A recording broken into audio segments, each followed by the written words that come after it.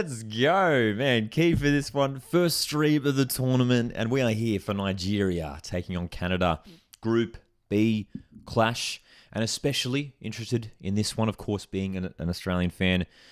These two teams, the Matildas, will be facing over the next couple of weeks. And of course, as we know, the Matildas coming off a big 1-0 win. It wasn't a pretty win. It wasn't our best performance, that's for sure. But Matilda starting with 3 points was crucial, especially, just seeing how, well Ireland played in that game. We know it's going to be really, really tough in this tournament. And really excited about to see how this game pans out for both of these teams. Canada, Olympic champions. Nigeria, very experienced when it comes to the World Cup. We'll be looking to impress and get through to the knockout stage here as well. And the national anthem is currently being sung at what is usually known as Abbey Park, but for this tournament, Melbourne Rectangular Stadium. Beautiful ground.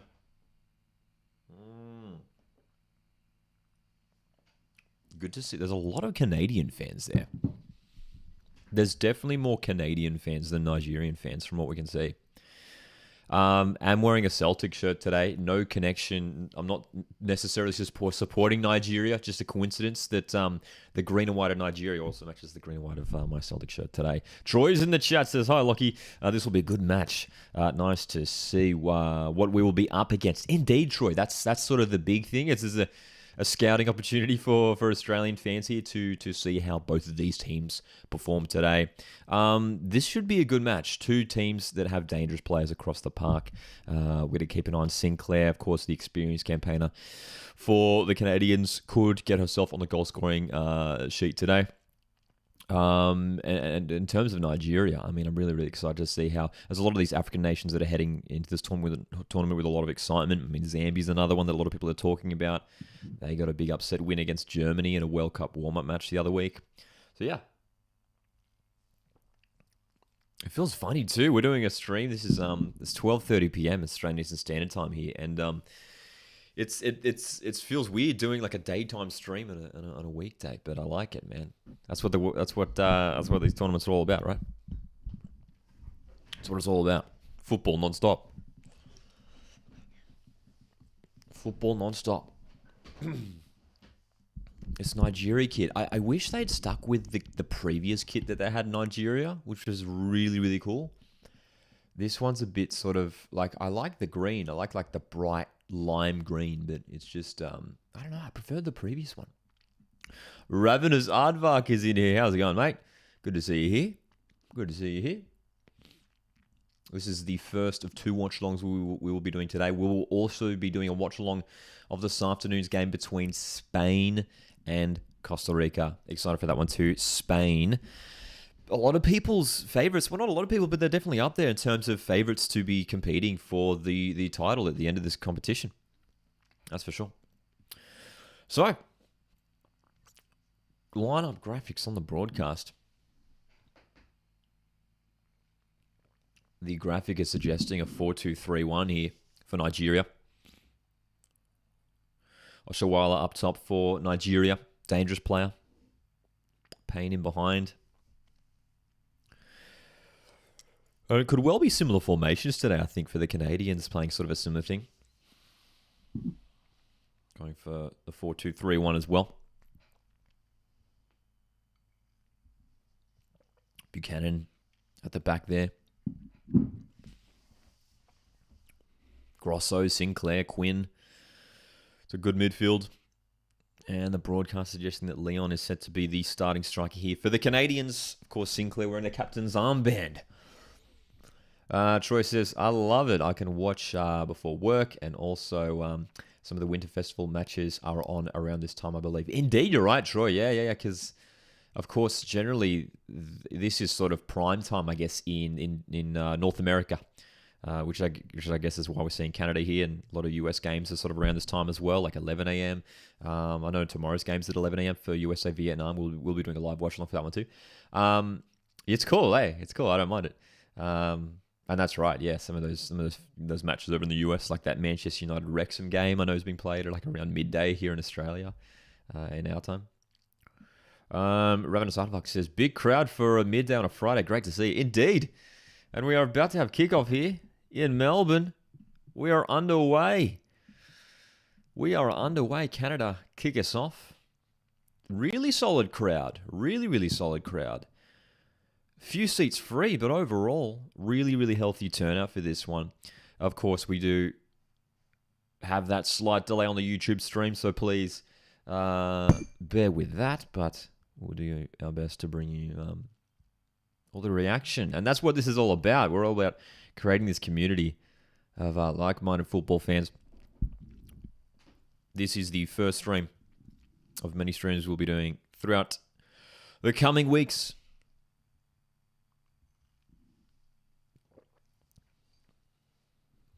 Dude, I dig this Canadian kit.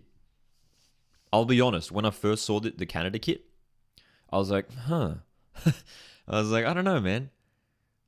But I mean, I'm more after a while, I really, really liked it. It was something really different and unique. And then like looking at it on the pitch now, it just looks really nice. And I like it's complemented really well by the black shorts and socks. They didn't just go for like an all red, which is sort of what you usually see from some nations where they just go, just one color, keeping it simple. This is a really nice kit. This is one of the nicest kits at the tournament, I reckon, this Canadian kit. They've sort of intertwined like the maple leaves in there. Very, very nice indeed. Dom's in here. Howdy, everyone. Howdy, Dom. Hope you're going well, mate. Hope you enjoyed watching the match along from Brisbane. So we were at the Brisbane Fan Festival last night, Dom. Hope the vibe was good there. What was the turnout like? Was it pretty strong? I know we saw on the socials some turnout from Federation Square down in Melbourne, which looked pretty strong. Adrian's in here as well. Says, hi, Lockie. Hey, Adrian. How you going, mate? Hope your Friday's going well. All right. So, Nigeria looking to get on the attack early here. Really nice, dude. I tell you what, I'm digging the kit combinations here. They contrast really well. Like there's certainly gonna have no mix-ups here. Nigeria bright green and Canada with that red and black. Free kick to Canada in their own half.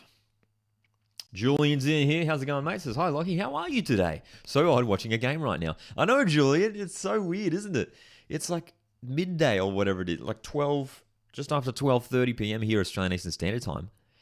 And we're watching football. But that's what these tournaments are all about. It's football non-stop. And it's exciting, man. It's exciting. It's finally here. It's sunk in. Was very, very excited to get along to Australia v Republic of Ireland last night. Wasn't a pretty game for Australia, but we got the win, which was the most important thing.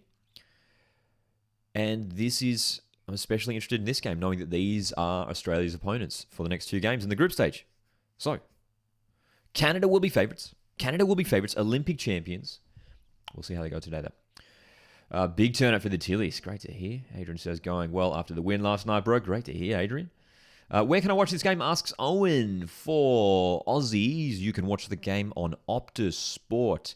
And I think the game, so Channel 7 in Australia, Channel 7 are showing some games. It'll either be like on the Channel 7 or 7 Mates, I think. I think this game's being broadcast by Channel 7. Someone in the chat, check that if I'm mistaken. Ravenous Hardmark was at the Brisbane Fan Fest night. Also, was a good time. Great to hear. Yeah, I'm hoping to get to.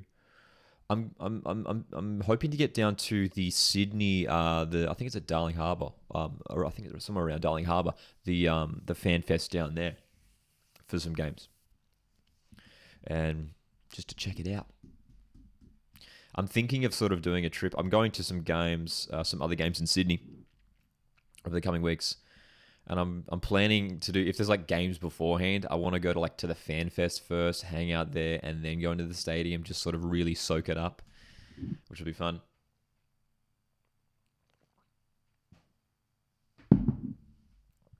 So, Canada are in a good position here. 4.5 minutes in. Goal kick. Pretty tight start to this game so far. Defo Channel 7, says Dom. There you go. Okay, so it is indeed on Channel 7. Very good. Yeah, in Australia, I know... So Optus Sport are showing every game. That's for sure. Channel 7 are showing select games. So Channel 7, as far as I'm aware, are showing all of the Australian games involving the Matildas and some of the other major games as well. I know that they're showing this one, and I think they're showing one of the England games as well. And I think some of the knockout stage games as well. I can't remember exactly off the top of my head. Sinclair on the ball for Canada. Back for Lawrence. Some space on the right if Canada can get this ball across.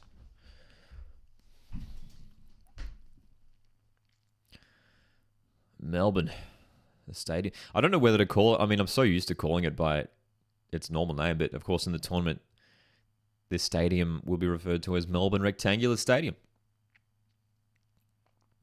Melbourne Rectangular Stadium, bathed in sunlight. Bathed in sunlight. Here's Rose at right back. Inside. Canada moving the ball nicely. Quinn looking to shift it to the right, but Nigeria cut this one out. It's going to be all about the counter-attack here, I think, for Nigeria. All about the counter-attack. You can see they're sort of setting up with this 4-5-1, if you like, Nigeria. Oshawala, the only one, sort of the most advanced, if you like. Definitely, by the looks of things in the stands too, there seems to be more Canadian fans. That's for sure. That's for sure. Plenty of red. Plenty of red. Haven't seen many Nigerian fans yet. We'll see if maybe there's a bunch of them. There was a good. I was at the Australia Republic of Ireland game last night. There was a good number of Irish fans there, man. There was like a chunk of them behind the southern goal, I think, the southern end. They were making great noise all night. And then even around me, where I was sitting, I was sort of on the, sort of almost in line with one of the goals on the sideline. There was Nigerian fans all around me. Just sort of dotted around, hey.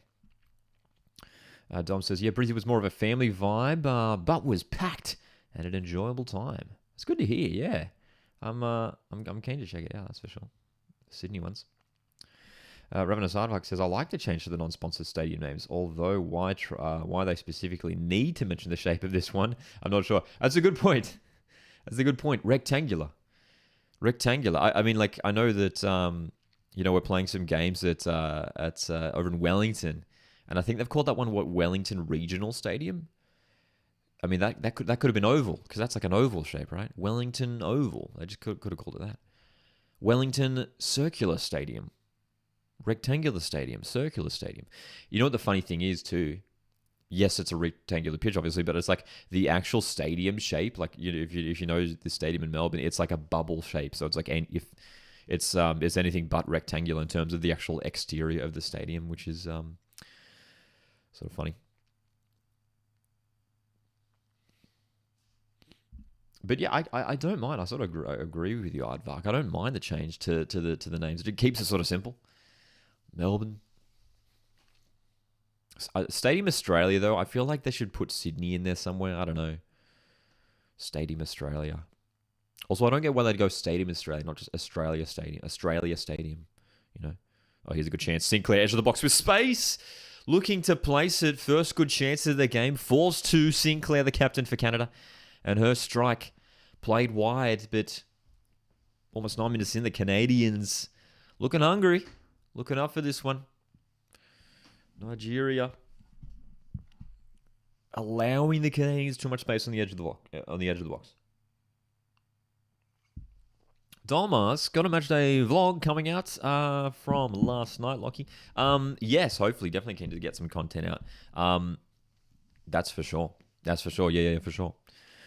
Really, really cool experience. It was a bit of a surreal experience too. You get there and it's just like, you sort of have to take it in for a second. And it's like, oh my God, I'm at a World Cup match. It was pretty crazy. So, but yeah, it was unreal. I went down with some family and we had a great time. It was an interesting vibe too. Like it felt like a different game. Like in terms of being in the stands. Like I've been to so many like A-League games and a few Socceroos games and a couple of Matildas games, but this one was, I mean, like there was like waves going around the stadium. There were chants everywhere just from random parts of the stadium. It was a real sort of like fun. That's the word I could describe it. I think these games in this cup are gonna, it's fun. That's what you're gonna get when you go along to these games. It's just a really good time. That's for sure. Dom says, I'm absolutely itching to get to England, Haiti tomorrow. Yeah, that should be a good one. I'll be doing a live watch along for that one, but excited to see how England go in the first game. A lot of people will be watching them intently. Here's Canada looking to shift the ball forward from a free kick. Grosso goes back. But it's been all Nigeria for the last 5 or so minutes. Just keeping Nigeria in their own half. Canada.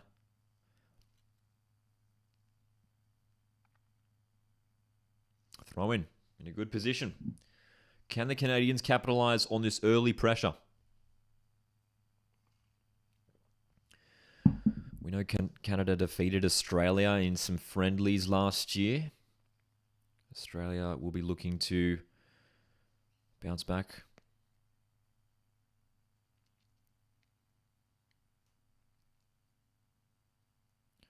Long ball isn't terrible. Leon, no. He's going to miss this ball. It's running out of play. Dom says, I heard that with the women's Euros last year, there was more of a family and fun vibe at the games. Yeah, there for sure is. Absolutely. Absolutely. Yeah, it was really, really cool. It was a real positive vibe. It was great. Possession control. So this is interesting. This is on the broadcast. 58% possession to Canada. And they also have, but there's also, they take into account the possession as in contest. Contested possession. In contest. Which is cool.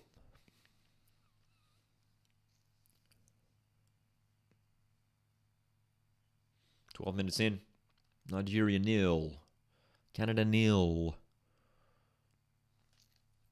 Fortnite's in here says, Sup, Lockie, one of my earliest watch-alongs ever. Thankfully, I have the day off. I know, right? It's so funny.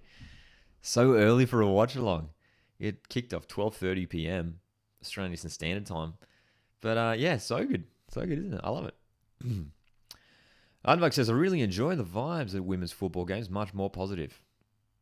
Julian says, to be honest, if this Women's World Cup is a success as a whole, I'd love to see Australia and New Zealand host future Men's World Cup. Yeah, and look, I mean, hopefully, like, if we do have a successful, I mean, I think we will have a successful tournament here, and this could well be the best, Women's World Cup we've seen. There's no reason why the men's tournament, the men's edition, couldn't come down here too. Maybe FIFA will see, how well it goes down here, and we'll sort of be keen to bring the men's edition down here too. That'd be fun. That'd be great. I wonder if we would do it with, combined with New Zealand again for that. I reckon Australia, I think, are definitely capable of hosting the tournament on our own. Oh, here's a good chance for Canada. Lawrence from left back wins a corner. And it's going to be another chance here for Canada to open the scoring early in this first half. Nice through ball there. That was delightful. And it was Lawrence, who plays a left back, but wears number 10. Not often that you see left backs wearing number 10. Usually the shirt of a playmaker.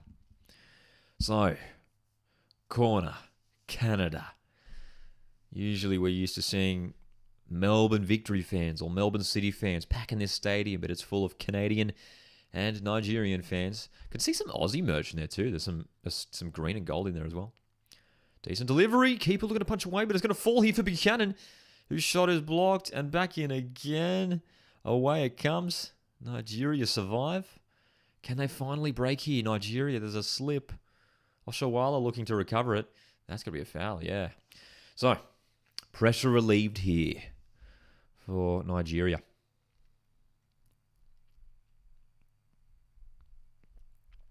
Other potential Asian bids for sure. There's look, keen for the World Cup in 2026. USA.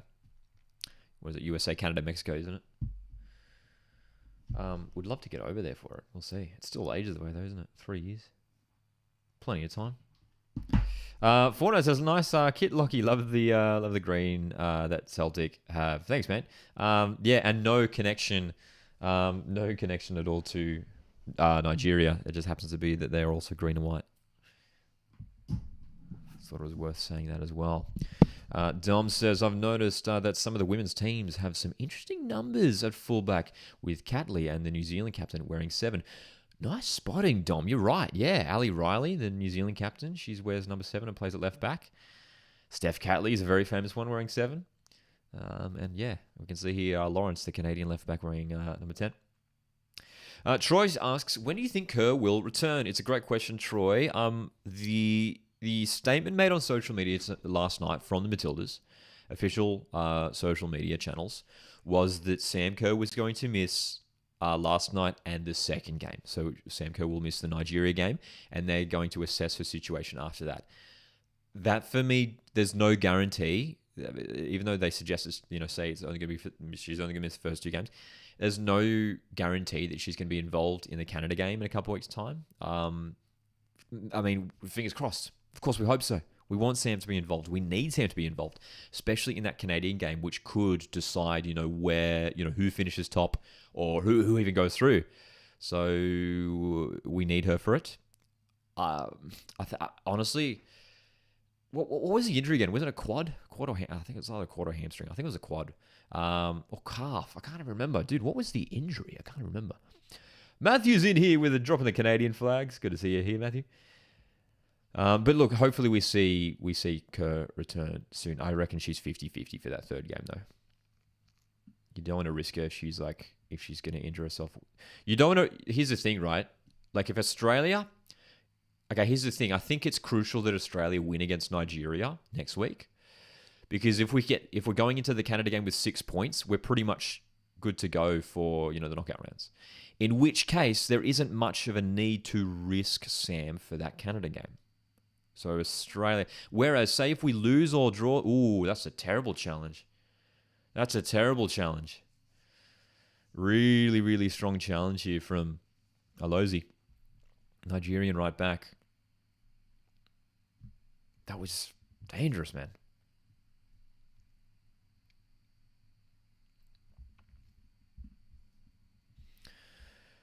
Huitema that went down. Nowhere near the ball at all. That's a terrible challenge. Goodness me. Don't want to see that. It was a calf injury. Thanks for correcting me there, Aardvark. Yeah. I think if Australia gets 6 points, don't risk her for the Canada game. Don't risk her. Rest some players.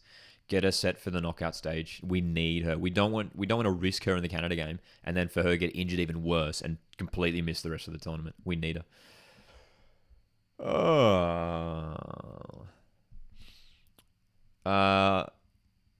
Free kick for Canada. Punched away by the keeper. There's a bit of a collision in the box. Players are getting up. They look okay.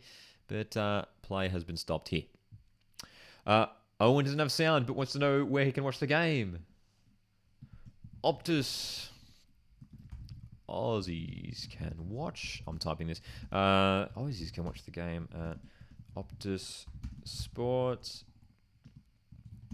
Oh, Channel 7. There we go. Did that come through? There it is. All right. Surely if we're through, should we rest for Canada? Yeah, exactly, Dom. Fortnite says, did Albanese say we get a public holiday if we win? Seems unfair if he says that the men's get it, but not the women. I'm pretty sure he did. Yeah. Wasn't there? I think he said that somewhere, right? He definitely said that somewhere. Aardvark says, yeah, he did, but that's getting way ahead of ourselves. Obviously, a long way to go till then, that's for sure. And Troy, back on Sam Kerr, says she's our best player, so we need to look after her. Resting her may be the best option. Yeah, 100%. So that's why it all of a sudden, with the Sam Kerr injury, it all of a sudden becomes crucial to win the next game as well. And it was so crucial that we won last night too. Like if last night ended in a 0-0 draw, which it easily could have, because Ireland were defending really, really well for a lot of that game. I don't know, man. It would have been worrying, like without Sam Kerr trying to, having to risk it maybe on that last game to snatch a win. Yeah. Julian says, interesting how the goals at Amy Park are different for the Women's World Cup. For A-League games, the goals are usually squared, while the goals for the Women's World Cup are an octagonal shape, like the pattern. Are they? I didn't even notice that. That's you got a keen eye there, Julian. I'll have to notice that. I'll have to spot that next time we see some of the goals. Do you mean like in the nets? I think you mean in the nets, yeah? That's pretty cool. Dom says, I'll be back in a bit. Chat, got to go get results back for an ACL. Wish me luck. Dude, all the best with that. Hope it's all alright for you, Dom.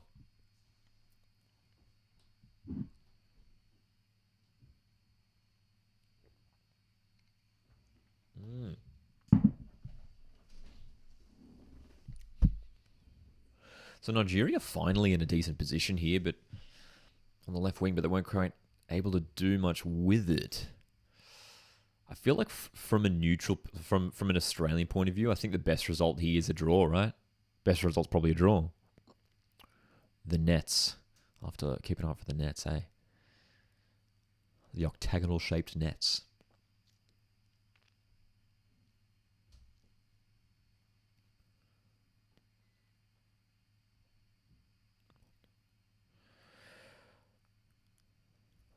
Goal kick. So, Oshawala, who's playing furthest forward for Nigeria, not quite getting too much possession in this game just yet.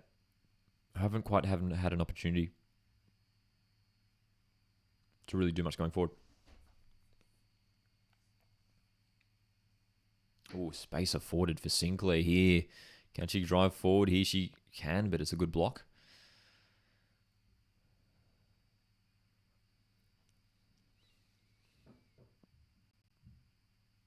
Oshawala, here we go. Here's her chance. Nice run. Still going? Goes back. Come on, Nigeria. They're underdogs here, Nigeria. Long range strike is not bad. And it's a good save. Long range. Sheridan called in to make her first save of the game here. And it was a good one down to her left. Good strike in the end, though.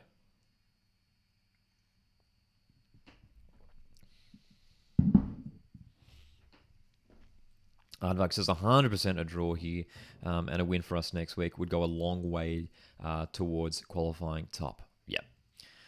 I think that's the ideal outcome for the Matildas.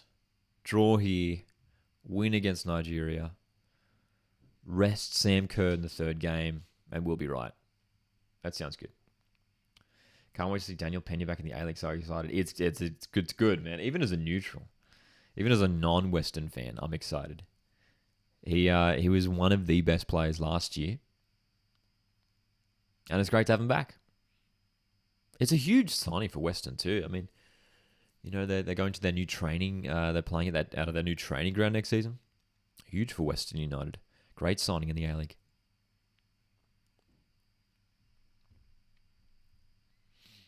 Was the top assist holder at Newcastle Jets in the A-League altogether at Newcastle Jets a couple of years ago. Ooh, shaky clearance. Risky header. What's these risky headers from Canada? Nigeria can break here, and this is off the back of some mistakes here from Canada. Eloise from right back, looking to get forward, but it breaks down for a goal kick.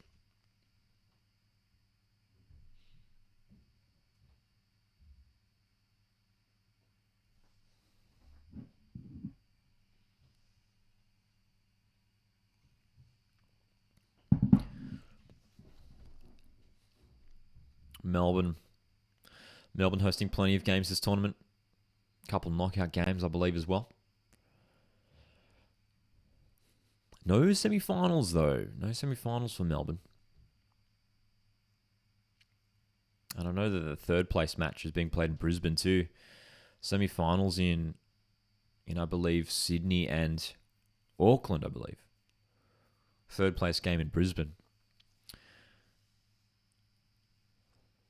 I guess it's just a capacity thing too. We know at Brisbane their stadium is just over 50,000, and here in Melbourne rectangular stadium, as it's called for the tournament.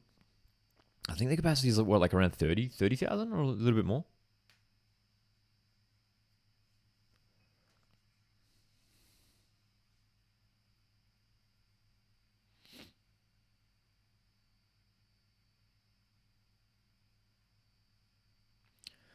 Canada on the ball again. Looked dangerous early on. It's been a few minutes since they've been able to conjure an attack, though, the Canadians. What can they do here? It's bounced out of play off Leon.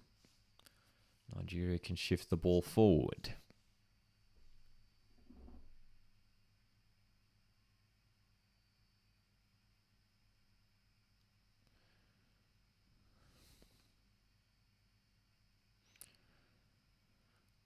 Off Lawrence for another corner. Another throw-in. Lawrence maybe getting the sun in her eyes. That's the only thing with playing these midday games. The sun's going to be right in these players' eyes. It's rare that we see. I mean, from seeing the stadium like host so many A-League games, it's weird seeing it. You know, the sun right in the middle of the sky, covering so much of the stadium too.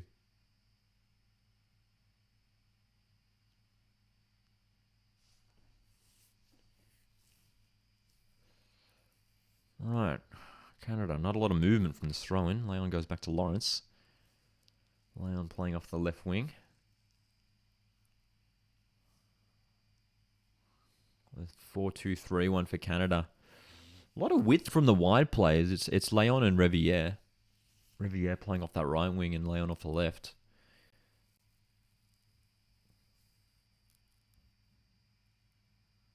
Who are providing the width.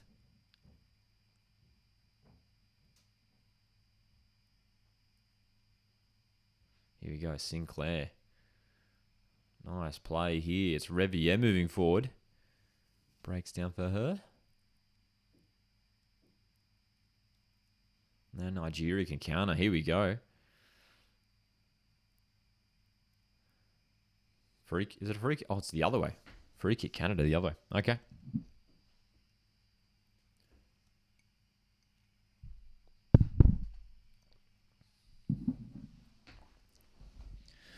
So, Nigeria, just in the last 10 minutes, a couple sort of promising counterattacks that look like they could grow into something more dangerous. But both sides just lacking a little bit of quality in the final third by the looks of things.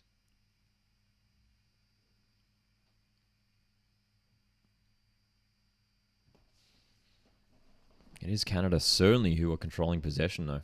Dominating it.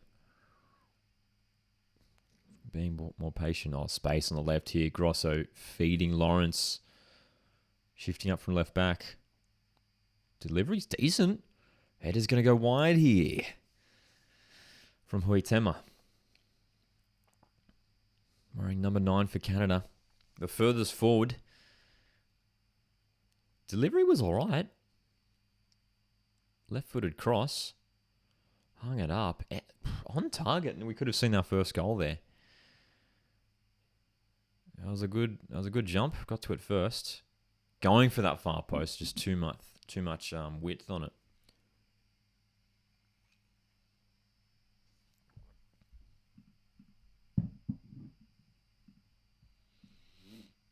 it. Sorry, my chat just refreshed. I missed some comments here. Troy said should be interesting seeing Stajic manage Perth this season. What's this?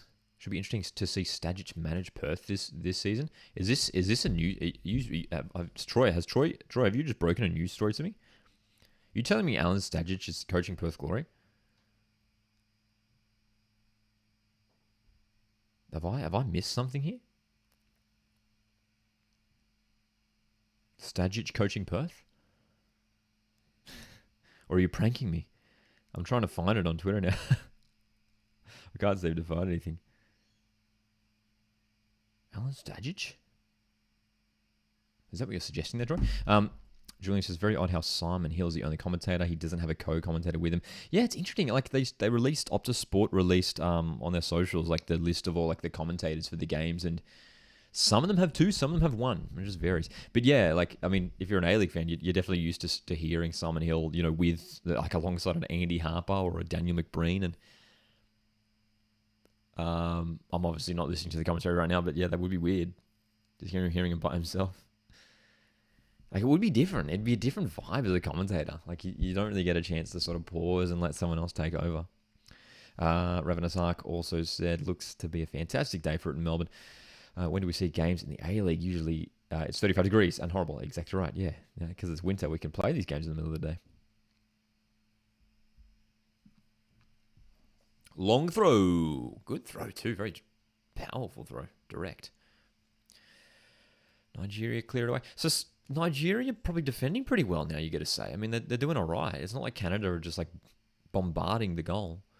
They're having a lot of possession and utilising the width, Canada. But they're not necessarily having shot after shot after shot. This Nigerian shape is hard to break down. Here's Grosso in space. Her shot is blocked. Cleared away. Nigeria will look to come away down the right wing.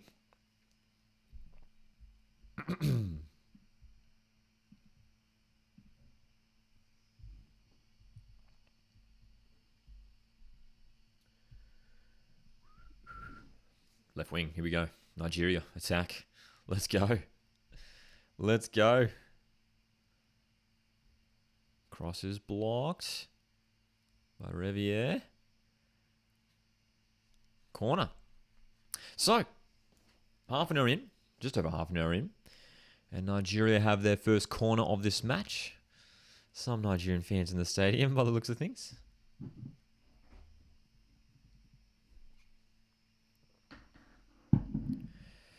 Can Nigeria score against the run of play here? Corner delivery to be whipped in by Payne.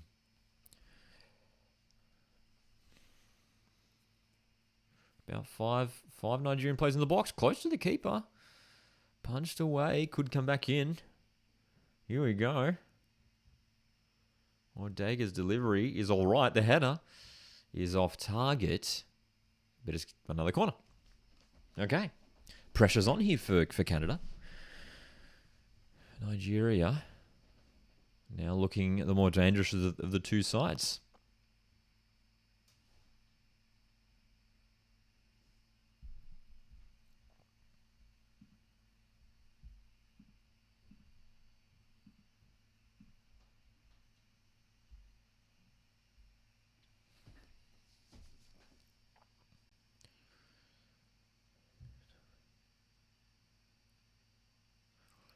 So Payne has a Chelby short. If she wants to, it does go to a Chelby who delivers. Keeper punches again. It's going to fall here again for Nigeria. The long range strike is just over the crossbar, but that's not bad. It's not bad.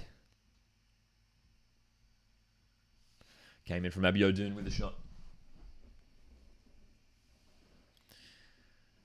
Look at this, man. Melbourne looking beautiful in the sunshine. Let's find out the temperature in Melbourne. Let's ask Siri the temperature in Melbourne. What's the temperature in Melbourne? It's 12 degrees right now in Melbourne. It's kind of chilly. Kind of chilly. Beautiful and sunny, but a little bit cold. 12 degrees, bro. I didn't realize Melbourne was that cold. A little bit warmer where I am here in New South Wales. Where are you guys tuning in from, by the way? Let me know. Let me know. Let me know where you're tuning in from. Plenty of Aussie viewers, of course, but with the nations that will be involved across the tournament, I'm sure we'll have some international viewers tuning in. With Matthew earlier dropping some Canadian flags in the chat.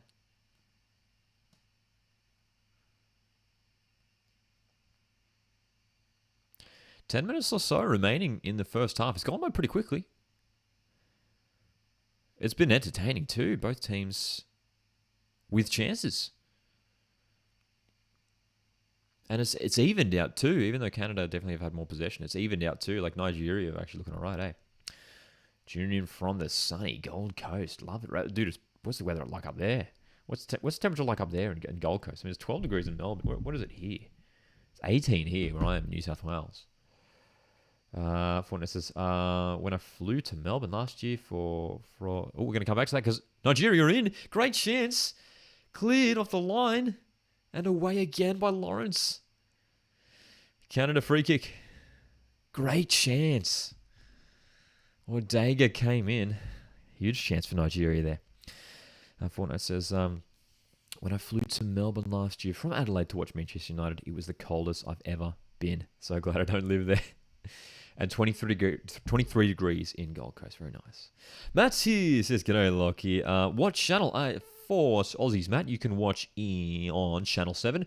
And you can also watch on Optus Sport. Optus Sport, if you've got the subscription, they're showing every single game this tournament. But I believe Channel 7 is broadcasting this one. Channel 7 only broadcasting a select few games this tournament. But I believe apparently this is one of them where you can watch on Channel 7. I think you can also watch on 7 Plus if you have like the app or on the website as well. So, 36 minutes have ticked by. Nigeria 0, Canada 0. Enjoying this game so far though, man. I mean, Canada, who started strongly, well, they're definitely being matched now by Nigeria, who are looking real dangerous. Eloise down the right. From right back for the team in green.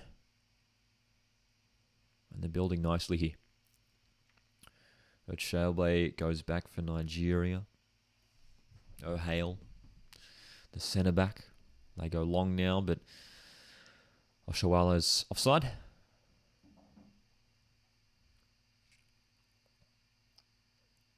I just want to reiterate again how much I dig this Canada kit. It looks so good. It's very nice. Very nice. And Troy's tuning in from the Central Coast. Beautiful.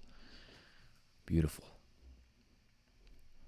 A little bit slightly overcast here on the Central Coast today.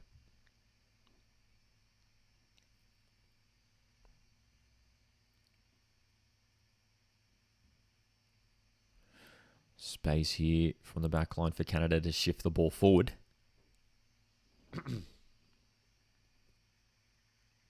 Leon, a heavy touch again from Leon. It's not the first time we've seen that today. Just losing possession. She can recover it here though. Leon. Oh, goal kick. Almost a corner.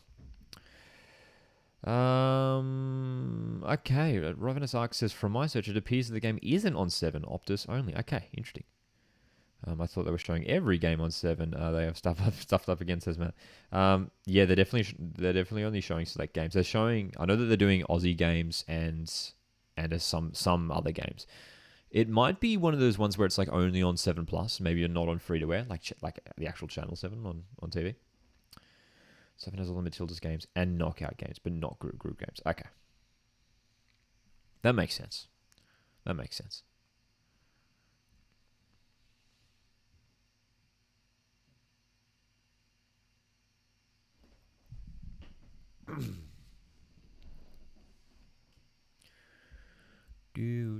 Do.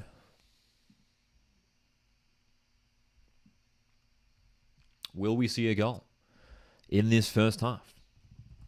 That's the question that we want answered. There's not long to go. We're in the 39th minute.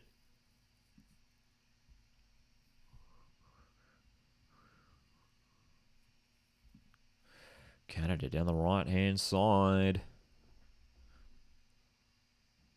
Rose winning the corner. That's going to be a corner, surely? No, I thought it came off Chalbe there, but it's a goal kick. A goal kick.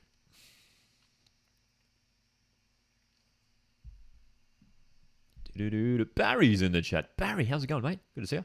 Where can you watch the game? Asks Ava. Well, apparently just on Optus Sport. So if you've got an Optus Sports subscription, you can watch every game of this tournament. I'm going to have a look as well.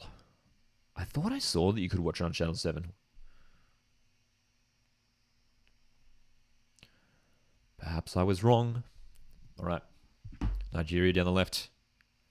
Chance for them to create something here. Can they do it?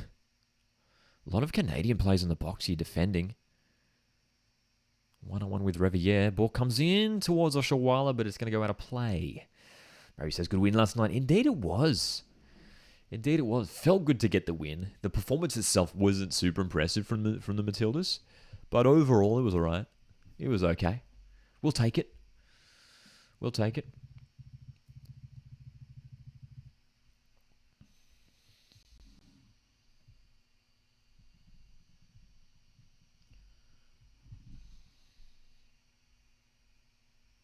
So, Nigeria corner.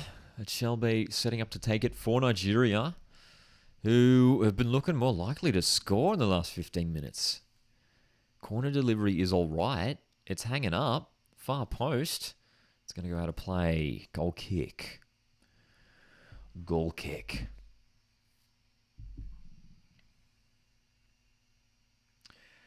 I've just had a look at the TV guide, and this game does appear to be on Channel 7. I've just looked up here, and I can even show the screen there. Channel 7 right now. Oh no! Is that last night's game? It's saying Oz v Ireland. I'm mistaken. Apologies for that. Why would they just show a replay when this game's on? Anyway, my bad. Ignore me. Ignore me. All right. So, Aardvark was correct. You can only watch Matilda's games in knockout. That's why I thought it was on. I saw it on the TV guide. It was like FIFA World Cup, and I was like, oh, cool. Like, this game's on. But they just happen. It just happens to be at the same time. They're just showing a replay. Thanks, Aardvark. Yeah, that was just the Matilda's game being replayed.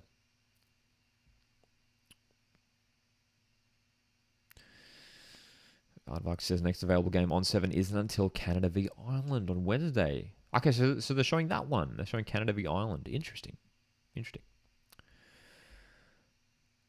Andrew's in here. How's it going, mate? How's it going, Andrew? Final minutes of this first half, and no goals to report yet, but plenty of chances for both teams. It's been pretty even. Very even indeed. On the broadcast, the shot stats are even. 5 each. And while Canada really bossed possession for the early part of this match, Nigeria have looked really dangerous in the last 15 minutes. We're talking about from an Australian point of view. I think a draw is what we want, isn't it? Doing well. Good to hear. Good to hear. Where are you tuning in from, Andrew? Okay, so Troy said, don't know if you saw, but I put a link about Stajic being announced as Perth's new coach. You can always check it later, but it seems very recent. Can't wait to see us in action against Sydney in the Cup. Can't wait for that Sydney Mariners game in the Cup as well, mate. Ooh, good chance here for Canada, but the keeper claims it. Interesting. Hey, that would be cool. That would to see Stajic back in the A-League. I could see that happening. Maybe after the tournament wraps up. Obviously, we know that Alen Stajic has taken charge of the Philippines at the moment, the women's team, and will be competing in this tournament. I could see that working out. Stajic to glory. I think he would do well with them too. Doing Austin, Texas. Very nice. What's the time over there? Austin, Texas. That would be like nighttime there. It is currently, what is it now? 1:15 here on Australia's eastern coast. Thanks for tuning in though, Andrew. Forno says Stajic must be making bank. He's been in charge. How long has he been in charge of the Philippines now? He's been with them for a couple of years too, hasn't he? It's interesting seeing, I guess it's not too surprising. There's like a lot of green and gold in the stands. You see a lot of fans just in the background of shots of like with the Matilda's gear on. It's cool. 10:15 in Austin, Texas. There you go. Matt says Matildas need to get over their nerves. Yeah, I think that was something. I think that was definitely apparent last night. I think especially for like the early part of last night's game, there was. I don't know whether it was just like the injury to Sam Kerr or what, but there seems to be a bit of tension in the side. Canada's free kick whipped in, and it's going to be out for a corner here. As we're about to head into injury time, we probably won't have much. I'm going to say 1 minute, 1 or 2 minutes of injury time, I think we can expect. I don't think there's been any injury stoppages. We're going to get 2 minutes here at a time. How was the crowd last night? It was really, really good, Barry. Really, really good. Just over 75,000. We were talking about it before, actually, Barry. It was like a fun vibe. It's a different vibe being at a World Cup match. It's a fun family vibe. It's cool. Really energetic, really lively. Are you on TikTok? Yes, you can follow Coast Watch Football on TikTok. Coast Watch Football on TikTok. The link for that as well is at my link tree, which is in the description. And that has links to all of the Coast Watch Football socials. Put out a TikTok yesterday of my... I did like a World Cup bracket. It's like one of those filters where you did like a World Cup bracket, which was always fun to do. All right, corner, Canada. Chance for them to hit a goal here at the very end of this half. Delivery's okay from Leon. It's flicked up here. They can regather. Huitema, the striker. Now out on the left. Will we see a goal before the halftime whistle? Well done, Nigeria, defending very well. Well, in all 3 games so far, we look set to end the first half with a 0-0 scoreline. So, unless there's a goal right at the death here for Canada. But there you go, 0-0. At halftime for all 3 games so far. Of course, we've got 3 games today as well.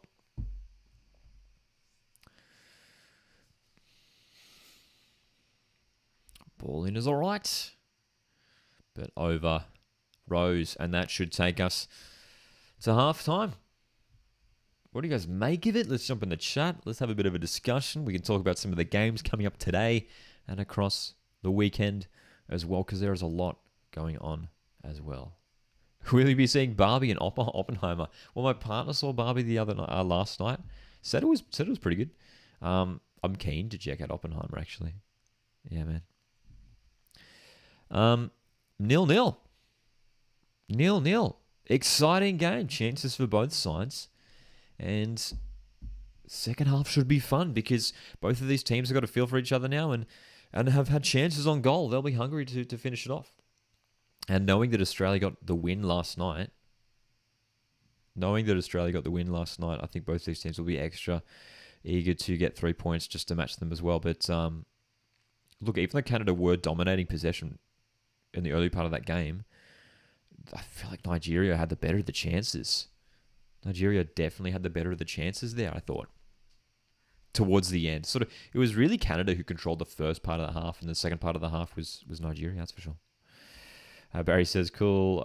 Seeing a team in bright green, you don't really see that. You don't, do you? Yeah. Good point. I mean, like, the only other team I can think of that comes to mind is like Wolfsburg, right? In Germany.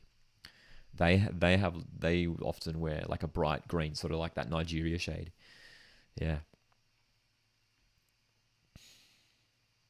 And even though I'm wearing this, this is like a secondhand Celtic shirt that I'm wearing here.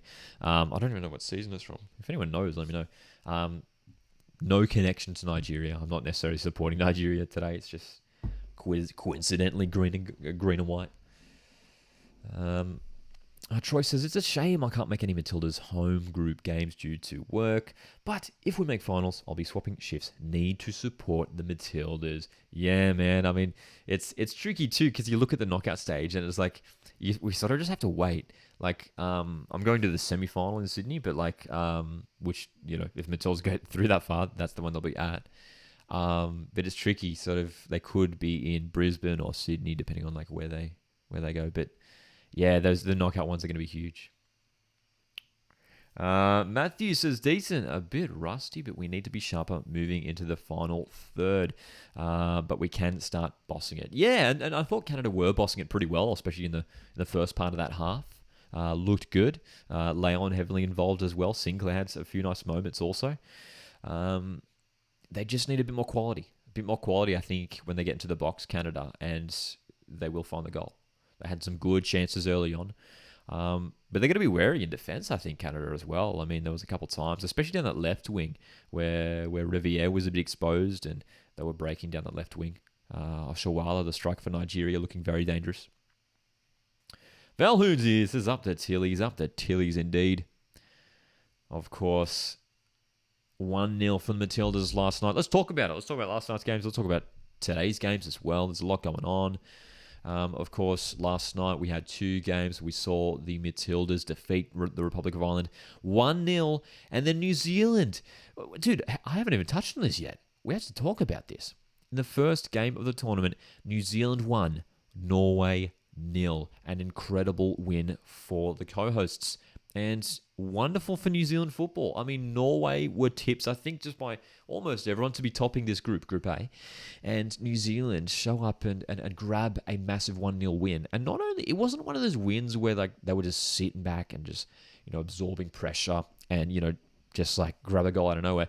They were looking very dangerous, and they almost had 2. They had a penalty at the end, and unfortunately, it was missed. I think it was Percival who was taking the penalty, if I'm not mistaken. She missed the strike, but overall, really, really exciting game. I mean, Norway weren't terrible, but they definitely underperformed. They expected to at least get a draw out of this game, should have really won it. But that result's really exciting because it throws Group A already into a bit of chaos, because Norway have lost and need to get a result against Switzerland, which will be tough, and Philippines. You don't know what to expect from them, so it's going to be really, really interesting. But later on today, we do have Philippines and Switzerland. That game's taking place over there in New Zealand at Dunedin Stadium. And as we know, as us Aussies know, it is Alan Stajic who is taking the coaching reins over there at the Philippines.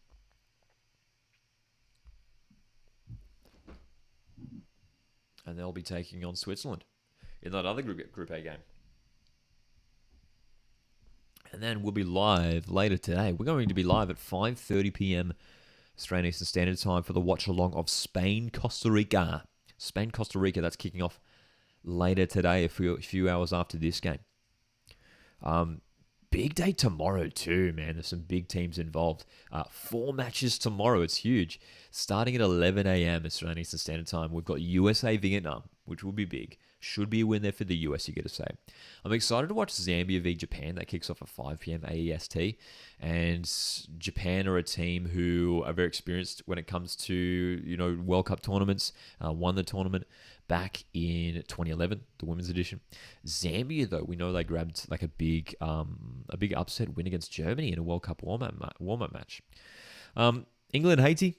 That's happening tomorrow night as well. We'll be watching that one as well, doing a live watch along for that one. And then Denmark, China will be a good one as well, because those two teams are ranked right next to each other in the FIFA rankings. Denmark 13th, China 14th, if I'm not mistaken.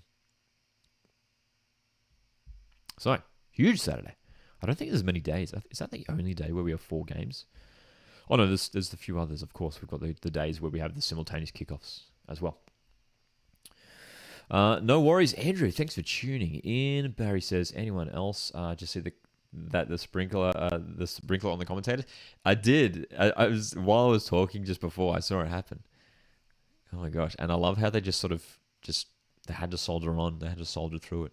Fair enough. What are you meant to do? I guess they just shouldn't set up so close to the pitch. Hey, Thomas Sorensen there, one of the reporters there. Down there in Melbourne, former Melbourne City goalkeeper. Julian asks, in the New Zealand match yesterday, says, in the New Zealand match yesterday, it was really interesting to see the ref announcing the penalty decision. That was something new that's being introduced at this tournament. We're hearing the VAR announcements live in stadium and on the broadcast from the referees, which I like, just for a little bit of clarity, so there's, full communication. It's cool. It's cool. And I'm sure, with VAR really being implemented, everywhere around the world now in football, I hope that's going to be implemented everywhere. Having these sort of announcements will be really, really good. just for communication. There's been too many instances across a variety of competitions where there's just been like a lack of communication, you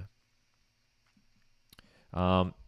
Barry asks, are there many games being played in New Zealand?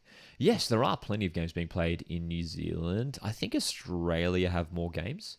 There's going to be more games in Australia all up across the tournament than New Zealand. But yeah, there's heaps. There's heaps in New Zealand. New Zealand have, I think, 4 host cities. Auckland, they've got Wellington, Dunedin, and the other one has escaped my brain. Is there one more? There might just be 3. Someone remind me what the 4th New Zealand stadium is. All I can remember is Dunedin, Wellington, and Auckland. I feel like there's one more. Is it Christchurch? Or I don't know. Yeah. Someone let me know.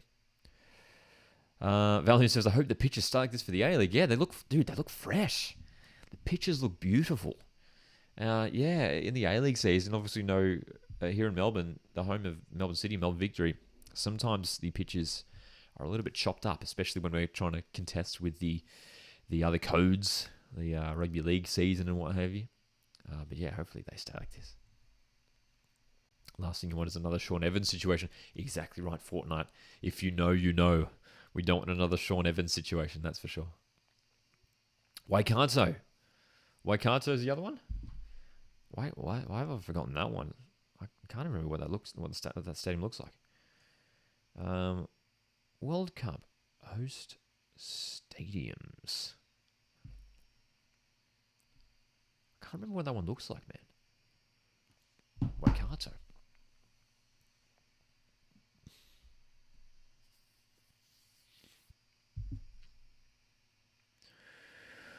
Do. Oh. So, not long. Oh my gosh, I just realized the time. Dude, I just realized the timer was going that entire time. I forgot to stop it. That's hilarious. It looked like the first half was just still going if you were just watching the stream. That's so funny. I apologize. Just like we're into it like 12 minutes of injury time. My bad. Hamilton, Auckland, Wellington, Dunedin. Says Lucino. Hamilton. I'm looking at the website now. So the Australia ones, I already know about all those. So New Zealand has Dunedin Stadium that holds just over 24,000. And that's where Philippines v Switzerland will be taking place. A unique stadium there in Dunedin as well. I remember that Wellington, I think, played an A-League game there like years ago. It's indoor. There's a roof. And I don't even think it's retractable. It's like an actual glass roof. I don't know if it's glass actually, but like the sun, it's transparent. Dunedin, Eden Park in Auckland, Waikato Stadium in Hamilton is another one. Interesting. Okay, Waikato Stadium holds just over 16,000. That's the other one that I forgot about, and that one is apparently hosting Zambia v Japan, which is taking place tomorrow. Interesting. And Norway, Switzerland. That'll be a big one. Portugal, Vietnam as well, and Zambia, Costa Rica.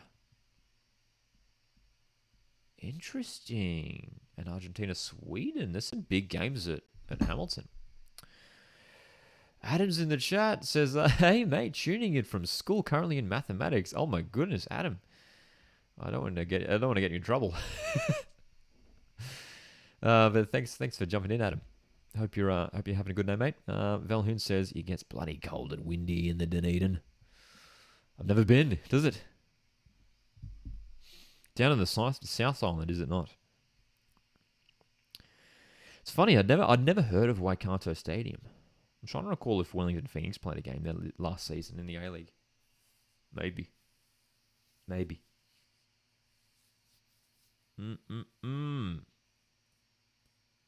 So, the remaining 2 games today being played in New Zealand, Dunedin hosting Philippines, Switzerland, and then we will be live in a few hours to watch Spain v Costa Rica, a game being played in Wellington.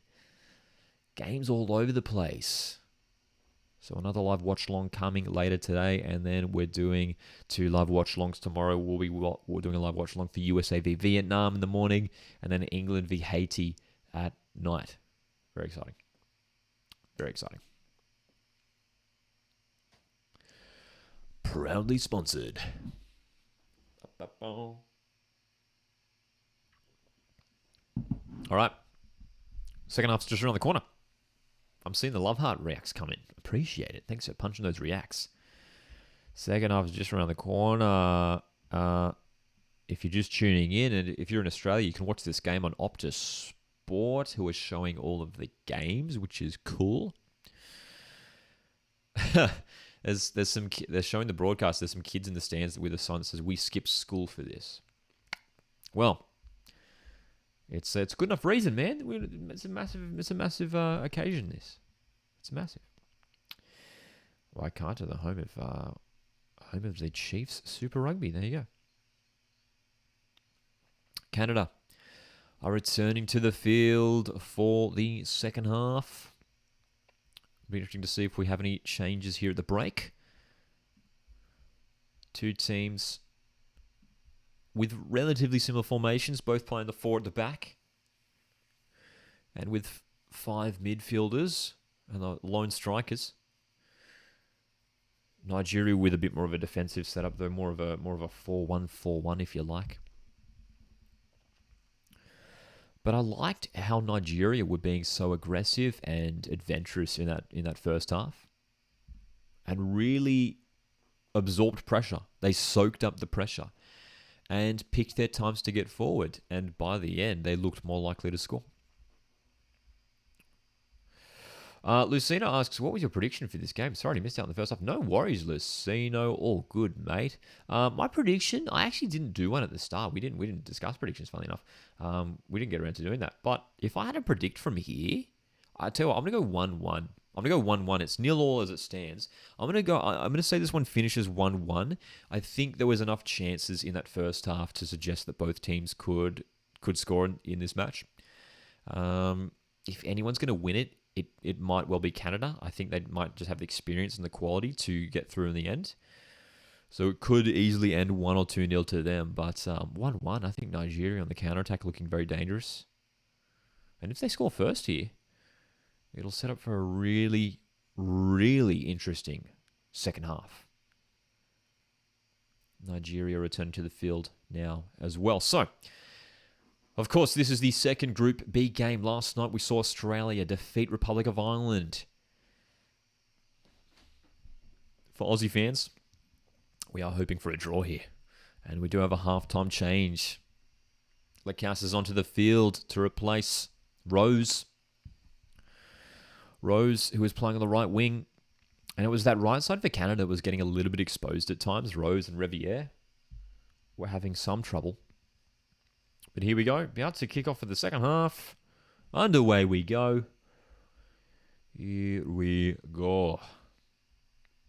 Of course, occasionally that slight delay on that YouTube stream, but so please account for that. But hopefully we are set for an exciting second half. Two teams who showed promising signs in the first. Second half should be an exciting one. I'd be surprised if this ends 0-0. There was enough attacking opportunities to suggest that we will see goals in the second half.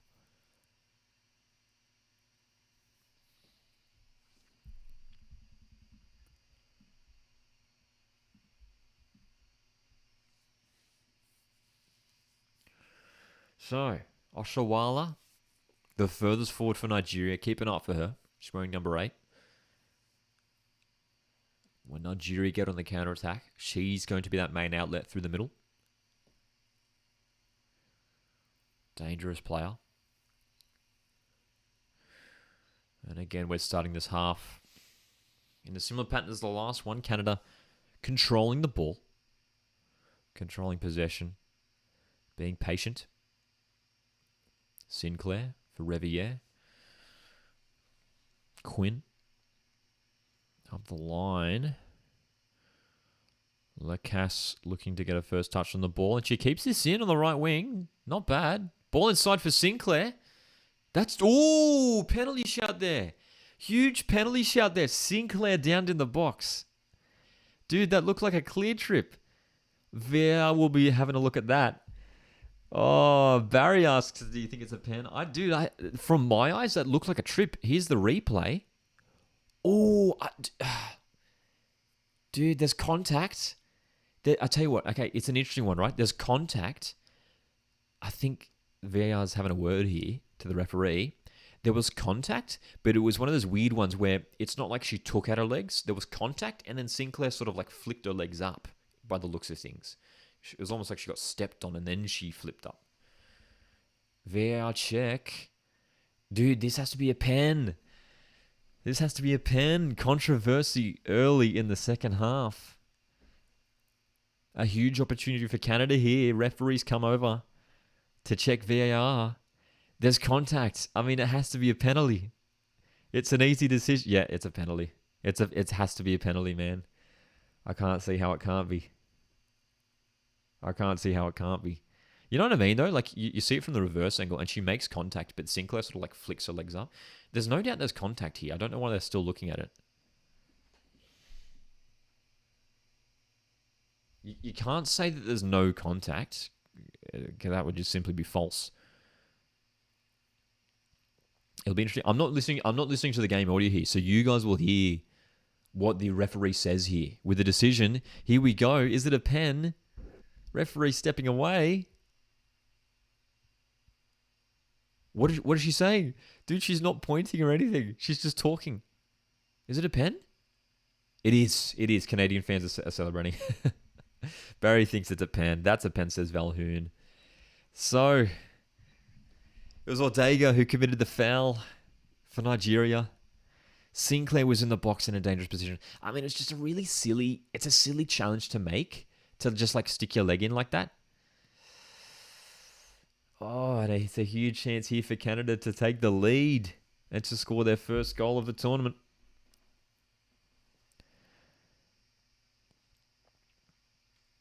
Sinclair, the captain, is stepping up. She was the one that was fouled. She's the one that's going to take it. So much experience. So much experience from Christine Sinclair. The captain for Canada. Stepping up to take this one.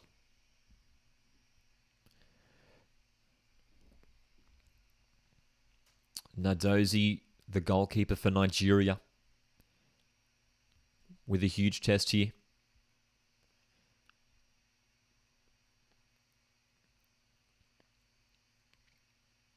Melbourne on the edge of their seats.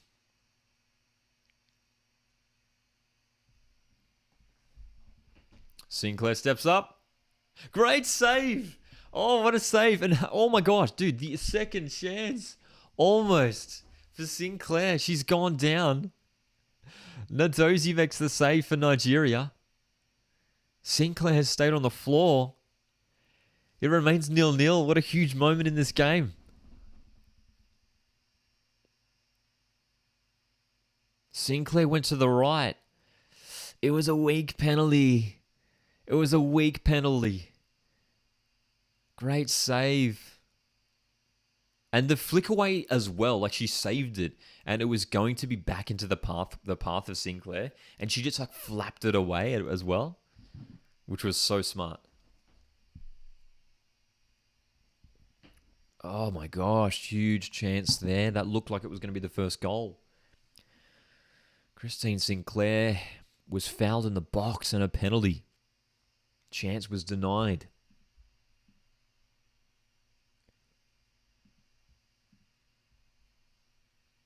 Drama here in Melbourne. So, off the back of that, you got to say that there's going to be some excitement for Nigeria now. I mean, coming off that penalty save, they're going to be optimistic that they can bounce back here and go forward and get one for themselves. Find the back of the net. Canada. Important that they stay positive here, that they keep possession, stay in control of the game. Don't let that penalty miss get under their skins. Of course, as we know, Canada very experienced in tournament mode. Winners of the Olympics a couple of years ago. Ooh, attack breaks down. Could be a counter-attack here for Nigeria. Quinn cuts it out. So, dramatic start to this second half. Canada's penalty chance denied by Nadozi, the Nigerian goalkeeper. Sinclair on the left, delivering, headed away. Nigeria, for most of this game, have just defended really, really well. Not many mistakes at all.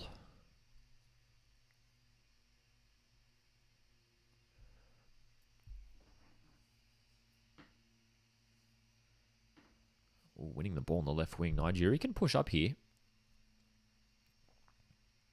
So Dago, who won the ball on the left wing, against Revier, who has shown a bit of weakness on that right-hand side, Canada. Revier, that's a strong challenge on Odega.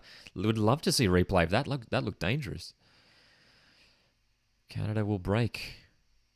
Nice ball up the right. Oitama breaking away. This game's opening up. Oitama goes down off the challenge from Demihin. And it's going to be yellow card, the first yellow card of the game to the Nigerian centre-back.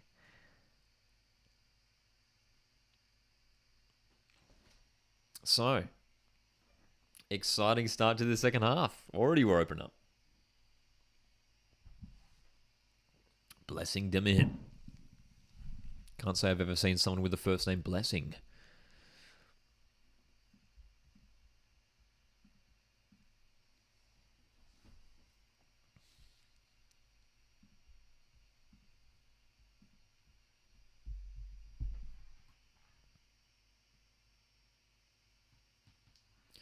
So Canada's free kick here to be taken by Leon. Out on the right wing. Promising position. If the delivery's right here, there are players in the box who will be looking to attack this. Sinclair with some good height as well. Leon's delivery is decent to the far post. Shepherded away. Out of danger.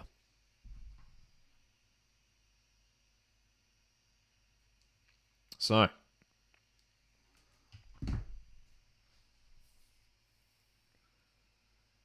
Canada still in the attack here, which is good to see them still staying positive despite that penalty miss from their captain.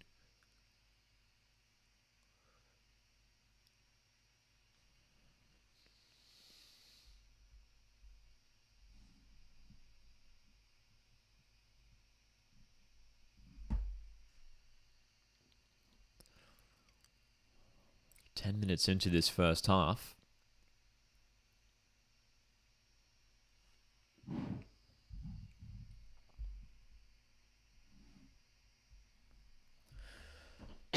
Excuse me. Sydney Football TV's in the chat. Says, hey, Lockie, how's it going? I'm doing very well, mate. Hope you're doing well. Have you been catching some of these games so far this tournament?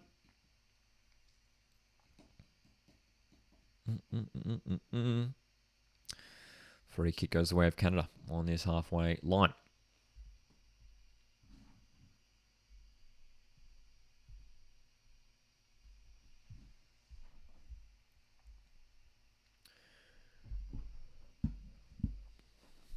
This is the first of two watch-alongs we're doing today. We'll also be keeping an eye on Spain v Costa Rica. We'll be live for that one a few hours after this one concludes.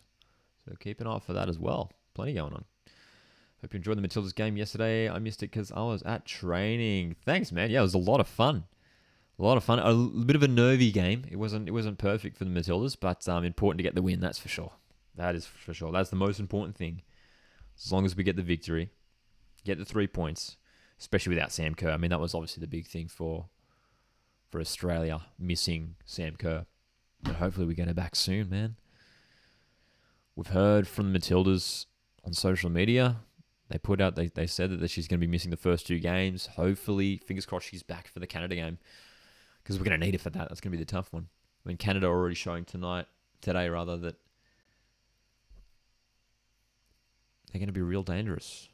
So much quality on this Canadian side. So free kicked here from the left wing now for Canada. Leon looking to deliver.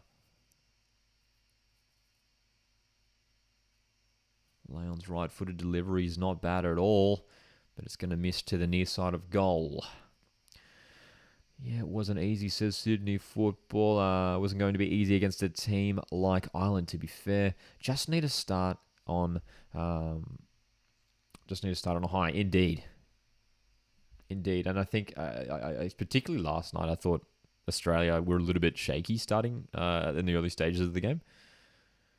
Almost as if like nerves were getting to us a little bit. Like um, the occasion itself, how grand it was.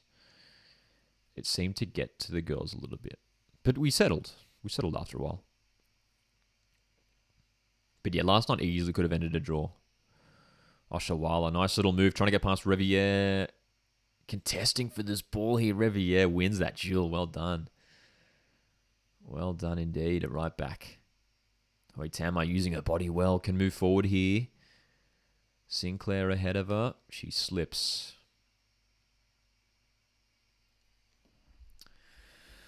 Raiders and Kings for life. How's it going, mate? How's it going? Where are you tuning in from, my friend?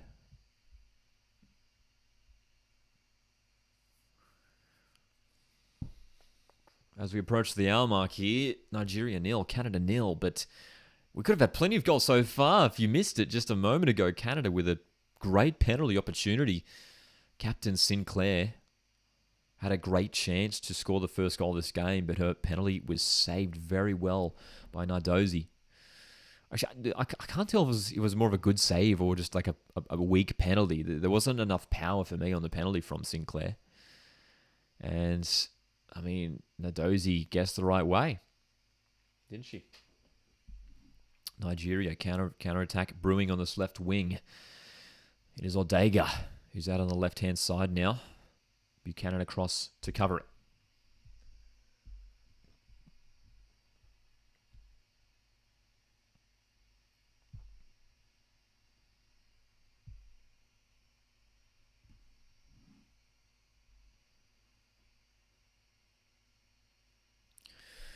Edge of the box, Nigeria. Player goes down and Canada can break away.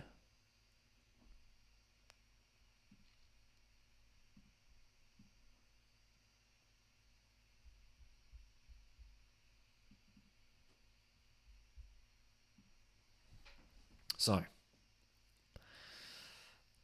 while we did see a lot of attacking threat from Nigeria, especially towards the end of that first half, it's been really lacking in the second half. We haven't seen too many attacks, but is there a potential head injury here for one of the Nigerian players? We hope they're all right. It was the fall. And was there a collision with Lawrence there? Maybe on a knee? Onu Monu who went down. Well, she fell. Maybe she hit her head on the back of Lawrence's on Lawrence's knee. Hopefully she's okay. Oops, sorry, my chat just refreshed. I just missed a bunch of messages. Fortnite says I feel like it's actually in Australia. There's a lot of pressure on the girls due to expectations. Yeah, for sure. Ardvac says my positive thoughts are that Argentina lost their first game of the Men's World Cup to Saudi Arabia, so it's not a great start. Not a great start isn't the end of the world. That's for sure. We have learned that. Sydney Football says they definitely aren't used to playing in front of such a huge crowd. What a turnout. It was a great turnout. Raiders and Kings is tuning in from the USA. Very nice. Who do you reckon is the strongest contenders besides USA, Japan, and us? England are going to be strong. I mean, coming off a Euros win for sure. I mean, we know they have some key injuries, but will be strong. I think France will be right up there. They looked very good. Even in the friendly last week against Australia, they were right. I think Spain will be strong, and Germany as well. I mean, there's going to be plenty. Augustus says, I'm tuning in from Nigeria. Augustus tuning in from Nigeria as well. Christian's here, says Subloggy. I'm in Sudan. There you go. So good to see that we have viewers from all over the globe. Thanks for tuning into a Coast Watch Football live stream here. We do plenty of football content here on the channel with often an Australian perspective as well.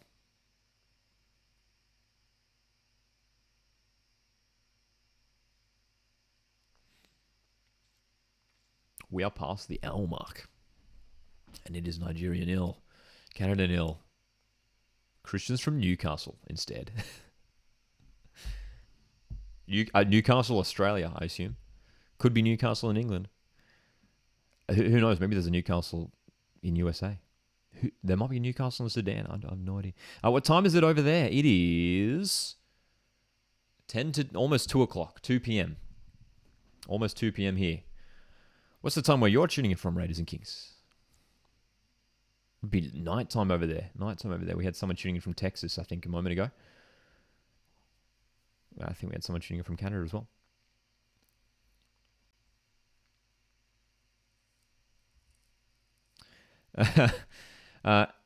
Christian asks Lockie, how do you manage to hide your hate towards your rival club when you do match reactions? I think when you do match reactions, it's important to try and stay unbiased. Well, not unbiased. You can obviously support your team, but I mean, like for example, when it comes to like the A League, and being from Newcastle, you'll know about Newcastle Jets, Christian. I mean, I'm a supporter of the A League overall as well. Like I want the A League itself to grow. So while of course there's a rivalry between like Central Coast Mariners and Newcastle Jets, for example, I still want Newcastle to succeed just for the health of the league. Here's a good chance for Canada. Lacasse looking dangerous. The substitute. Quinn for Grosso. Canada forced to go back. Nigeria just so strong in defense, man. So strong. They're looking real solid. Canada haven't had many shots on target. They've had shots, not many on target. 8:52 from where Raiders and Kings is tuning in. 8:52, there you go. Substitution here for Canada. Leon, who has had a decent game today, is coming off. Has taken many of the set pieces today as well. Leon Chu's coming off to be replaced by Veens.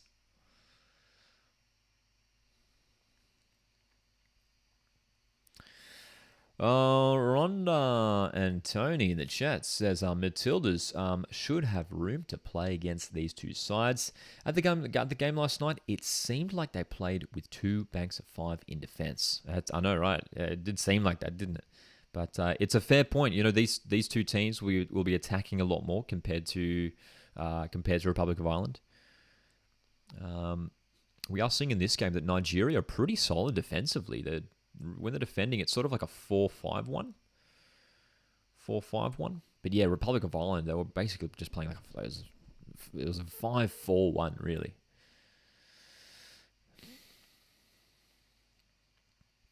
Sydney signed a kid that was chased by 8 A-League clubs?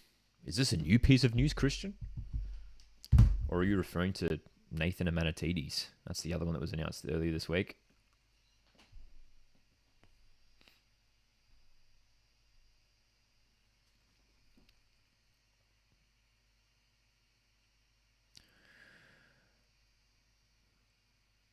Ooh.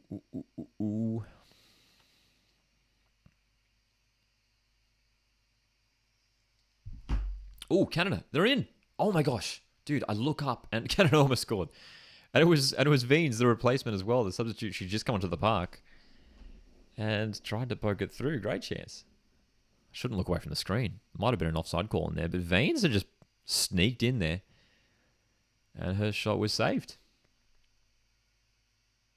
Raising King says, I wish I could have watched Australia v Ireland. The game was at 3 a.m. here. Damn. Yeah, well, I mean, for us Australians, we're used to that. We're used to that often for the World Cup tournaments. In Qatar, a lot of the games are at like midnight, 3 a.m., 6 a.m. So I got to say, it is nice being an Australian, being able to watch these games, in the middle of the day. But yeah, it can be tricky for people on the other side of the world. Christian asks, is Alu Kowal going to be Cummings' replacement for you, or is he going to be more wide? For me, definitely Cummings' replacement. Alu is definitely more of a central player compared to Garang. Yeah, he will be straight up a replacement for Cummings. However, we could potentially see someone like Mateus Maresh start, and maybe Alu come off the bench. We do know Central Coast Mariners have also signed Jing Rees, former academy striker, on loan from Denmark. So there's options there for the Mariners. Dylan Wenzel-Hall's also among the Mariners ranks as well. Yes, Nathan as well, says Christian. Nathan Amanatides, yeah. The young Joey, he's signed for Sydney FC also, hey. It's good to see. Both Sydney FC and Wanderers have been signing a bunch of young players to scholarship contracts. It's almost as if they're seeing what like the success that Central Coast Mariners and Adelaide United have had with young players, and they thought that's a good idea. We should do that. We should sign some younger talent as well. There's a number of players that both Wanderers and Sydney have signed. A bunch of Joeys too, like the Joeys, the under-17s that featured at the Asian Cup have signed, have sort of joined up with the A-League senior teams. We know about Daniel Benny at Perth Glory. He scored a very nice goal against West Ham in a friendly last week. Very nice. We did a live watch-along for that one as well. Christian says he'll be wasted. Sydney won't play. I mean, that's the only thing, right? I mean, trying to get game time because Sydney often like to have a lot of star players in their lineup. It's a fair point. I mean, we saw a situation last season where, in the wide areas, Sydney had, Joe Lolly and Robert Mack, but they had a good young player in Adrian Segacic who was just sort of getting minutes here and there off the bench. It's tricky. Christian also says that Sydney are by far the worst at playing and developing youth. I mean, they've got the young players, but I mean, you're right. They don't get many minutes. And we've seen a lot of like young players leave Sydney FC before they even get A-League minutes. Or with minimal A-League minutes. I mean, Marco Tilio made his debut there, but went straight to Melbourne City. Callum Neuenhoff went to rivals Wanderers. There's been a number of examples of players leaving Sydney from their academy. Rondo Tony asks in the chat, do you want this to finish a draw? Or would you rather one team stays on nil points? Great question. Draw. I think a draw is what we need. I think a draw will be good. Both these teams to stay on 1 point. Both of these are capable of beating Australia, in my opinion. They've both looked dangerous today. But I think a draw is going to be best, and there's more to it. I think because Sam Kerr we know she's going to miss the next game, the Nigeria game. I think it'll be important for Australia to get the win against Nigeria. Because if we can enter that final group stage game with 6 points, we're basically, pretty set for the knockout stage. That's sort of the position we want to be in heading into that final group stage game. We don't want to have to risk Sam Kerr in that Canada game. That's for sure. So if we can go in with 6 points, not have to risk Sam Kerr, be set for the knockout stage. And I think if we're aiming for that, I think a draw is going to be the best result here. Yeah. In my opinion. Alex Parsons too? Yeah, it's a similar one with Alex Parsons. It's not getting game time. Double change here for Canada. They're really making plenty of changes here. Nigeria haven't made a single substitution yet, but we're now going to see 4 new players on the pitch for Canada. So Schmidt's coming on for the Canadians. Sinclair's coming off. Disappointing penalty miss early in the half for Christine Sinclair. Right back Revier's coming off as well. Nice little, the red highlights on the back of the hair there for Schmidt. Chapman's coming on to replace Revier at right back as well for the Canadians. Tan Lee in the chat, how's it going? Says Nathan Amanatides looks like a good signing for Sydney FC after impressing at the AFC Under-17. Asian Cup, indeed. I mean, we're talking about before about, where the young players get minutes at Sydney FC, then hopefully he does. Christian says we sold Clayton Taylor from their academy, though, so very happy for that. They don't deserve the young guns they develop at the academy because they don't use them.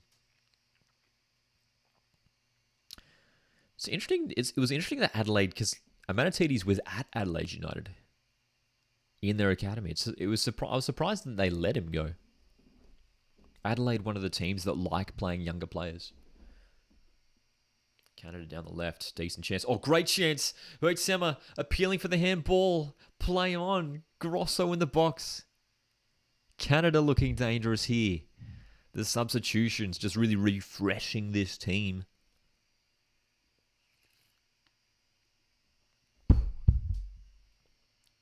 And now they're looking real dangerous here. Real dangerous. Canada. Hunting. The goal. Looking to break the deadlock Huitema's shot. Nah, it's not a handball. She appealed for it. She appealed for it big time. But definitely not a handball. Meanwhile, Nigeria is about to make their first substitution. Kanu coming onto the pitch to replace Ortega, who's been one of Nigeria's better players today. The midfielder Ortega has been all over the park. And she's coming off. Deserves a rest. Deserves a rest. She's played well today. I keep saying tonight. I'm so used to... It's so weird doing a live watch along at midday, man. Christian says, yeah, true, but Adelaide's attack is kind of packed, so I think they didn't want to bring him up way too soon. Fair point. Fair point. They're pretty stacked. You are right. Halloran, Goodwin, Ibasuki, Aaron Kunda, Bernardo, Zach Clough. He's a bit more of a midfielder. Yeah, plenty of attacking players there at Adelaide United. Christian, Lockie, what's your age if you don't mind me asking? I'll guess you're around 29. You're sort of close. 27. 27. Fair guess.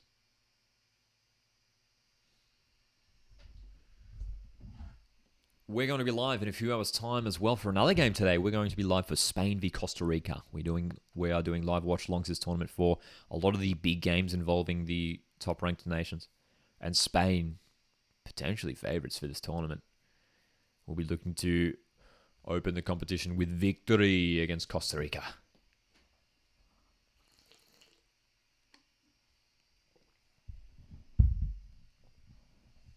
Yellow card.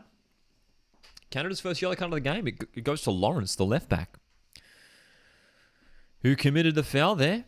And Nigeria's counter-attack has forced a free kick opportunity in a very nice position. It was the substitute Kanu for Nigeria who sustained the foul. Yeah, that's a yellow card. She was holding it back. It's funny, Lawrence was sort of like pleading in innocence, but you could see on the camera angle there, she had her hand wrapped around her, bringing her down. And Nigeria, they've been limited. The chances have been limited the second half. It's been more Canada this second half. Definitely more Canada. So, pain for Nigeria. Standing over this set piece. Will Nigeria be the ones to break the deadlock? Delivery is decent. Still on. Aloise, is that a handball? Was that a hand from a Canadian player? Well, Schmidt, the Canadian's appealing for a handball, but that must be the other way. Here's the replay. Oh, it did. Okay, so it definitely wasn't a Canadian handball. It did appear to strike a hand of a Nigerian player, but it was very close to the ball being kicked. Nigeria applying the pressure here. 15 minutes remaining in this game. Payne to deliver the corner. Will we finally see a goal in this game? Here's the chance for Nigeria. Packed in towards the keeper. Well punched away there by Sheridan, the keeper. Still on, flicked over the top. Canada panicking in defence. Finally getting the ball clear. And they can break away. Dude, nervy stuff at the back there for Canada, hey. Will you do this for all the games? Not every single game, but many of the games throughout the tournament we will be. I've been posting my my live stream schedule every few days. So on the community tab here on the channel, you can see my live stream schedule. We're going to be live tomorrow for USA Vietnam and England v Haiti. We're also going to be live on Sunday. Oh, foul throw! That's a foul throw, ladies and gentlemen. Foul throw there by Plumtra. And Canada's going to come on the counter-attack here. Well, it's very rare that we see that in a major tournament. We're just in a foul throw. Sorry, just to go back to my previous point, we'll also be doing a live watch-along on Sunday for Sweden v South Africa.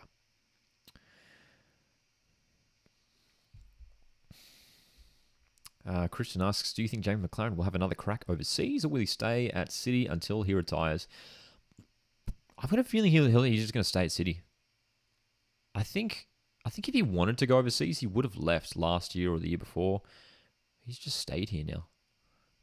He's sticking. He wanted that A-League record. That's for sure. That goal scoring record.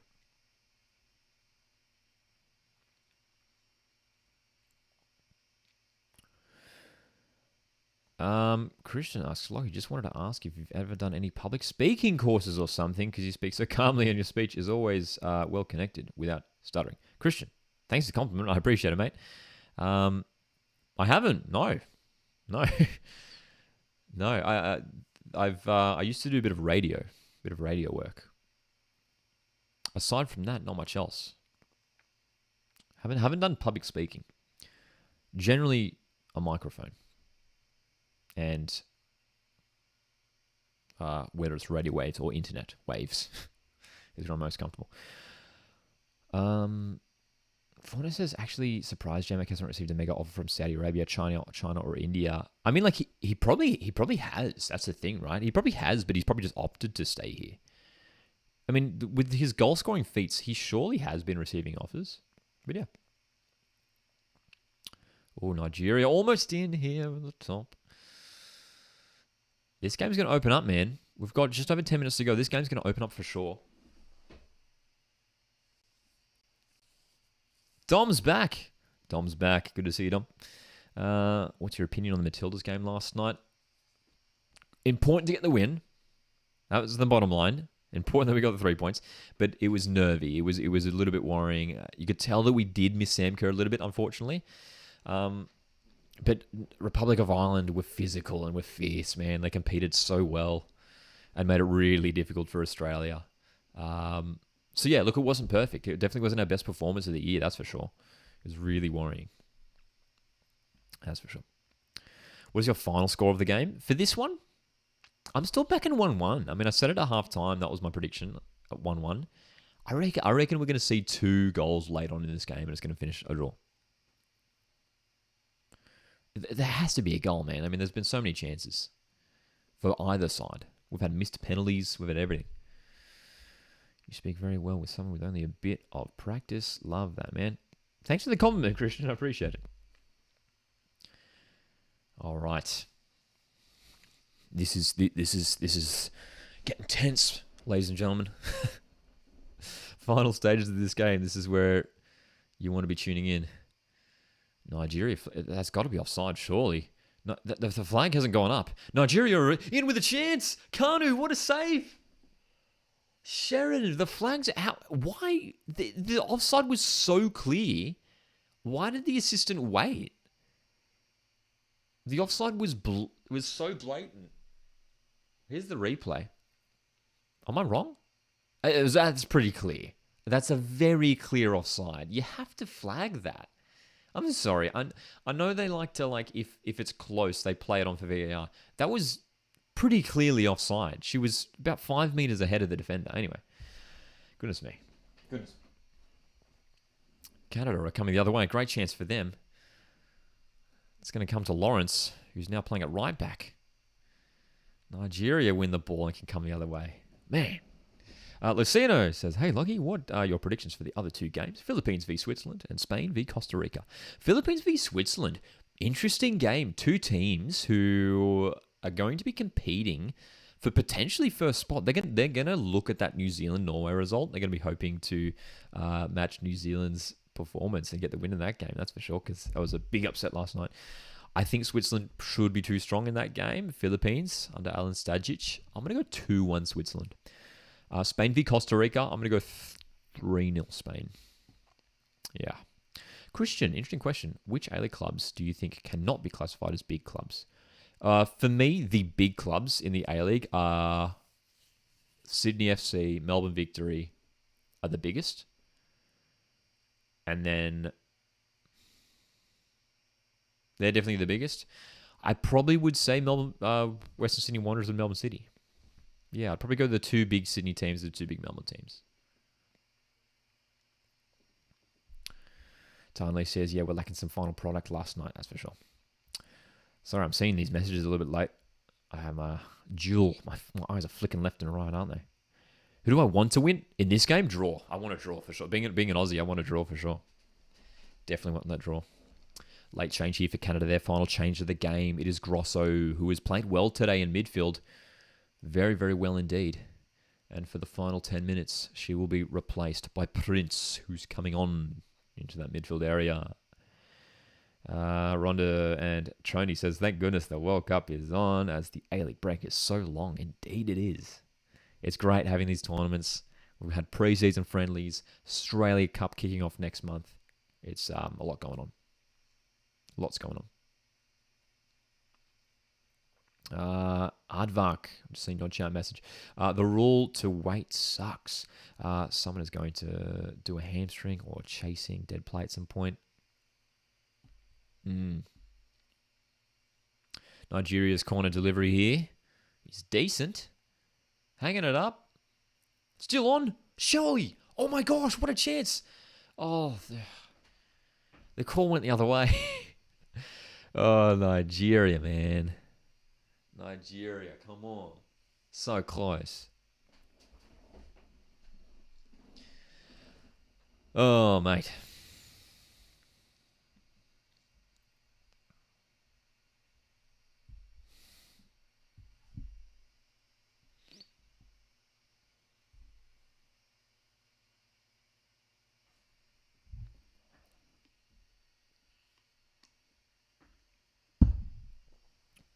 Nigeria controlling possession in the last 10 minutes, according to the broadcast.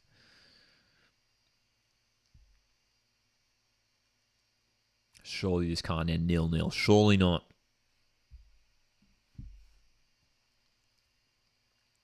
Both of these teams have been good today. Group B is going to be fun, man. Oh, here we go. Great chance here. The shot is blocked.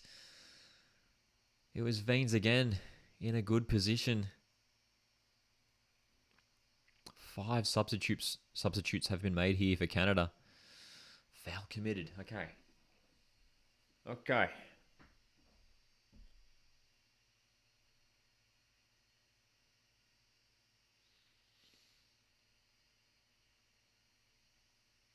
Another change here for Nigeria. Anumanu, who's coming off, who picked up that head injury earlier. We hope she's okay.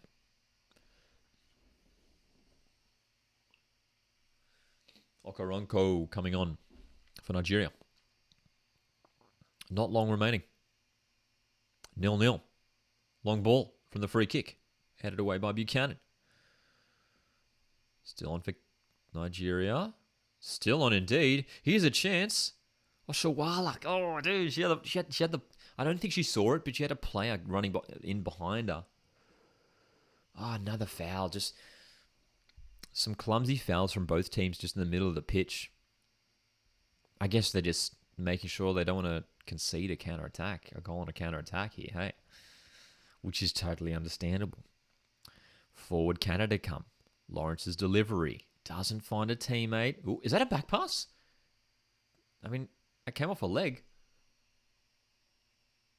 No one seems to be appealing. If it comes off your leg, that's a back pass, isn't it? Anyway, we play on.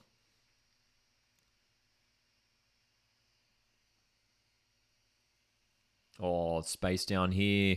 Left back position is exposed for Nigeria. The cross from Huitema is decent. But Demahin clears it for a corner. Canadian corner. Tan Lee says, I heard from Aussie Scout City might sign Marin Yakolis. I did see this on Twitter, yeah, as well. Croatian winger who also holds an Australian passport. Yeah. Interesting one. Keen to see if that works out and how he goes. They definitely need to sign a wide player, City. Corner delivery from Canada is decent, but keeper will claim it. Rez King says, I'm surprised there is no goal. Me too. I mean, with the amount of chances we've had, it feels like we should have had a goal. I mean, even that penalty chance was huge.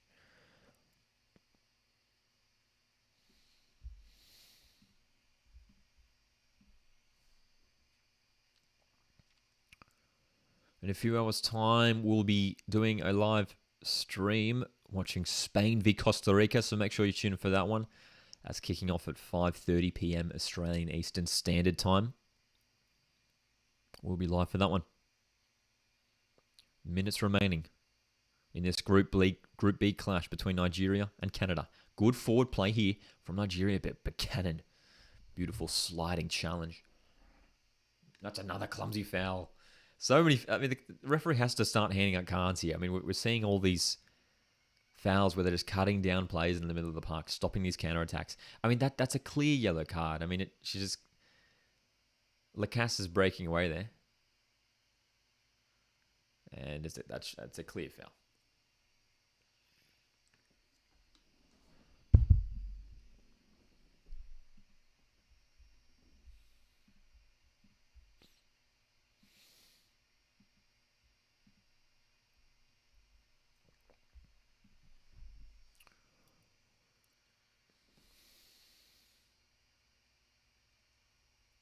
Ooh, heavy challenge. Canada, well done.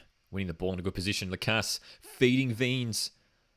Oh, can't keep it in. Well, oddly enough, at the moment, like these last 5-10 minutes, it's not like we've had chance after chance for either team. It's been both teams breaking forward with pace and looking dangerous, and then it just breaks down. So we're not actually seeing any shots on goal. They're just getting in good positions, but it's not working out to anything.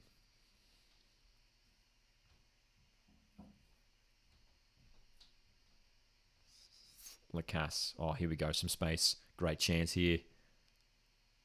Hoytsema. Good challenge there. That was a really, really good challenge.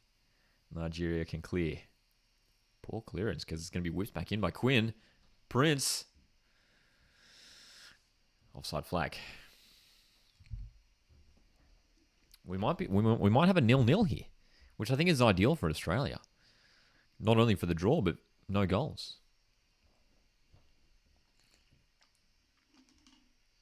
Because we know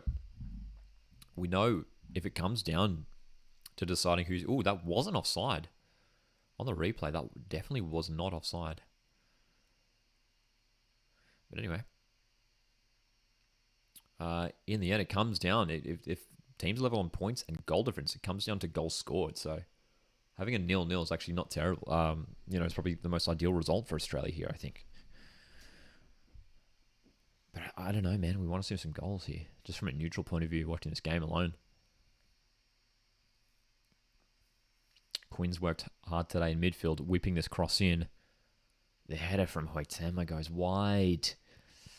Lack of quality in the box from both teams, I think, has let either side down.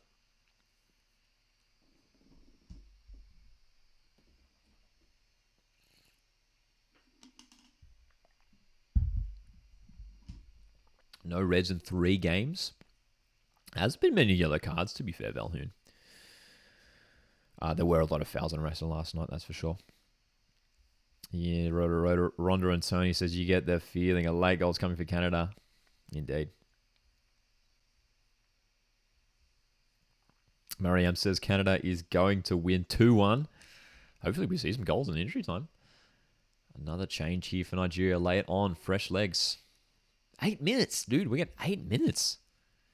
That's a lot. I feel like we haven't had that many stoppages. 8 minutes? I mean, we had it. I think there was one injury to Nigeria. We've had plenty of subs. I guess the penalty, there was some minutes halted for the penalty and for the VAR decision, but 8? That's a lot.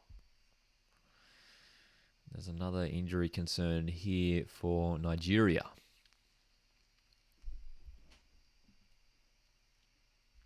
So, less than 10 minutes remaining as we enter injury time.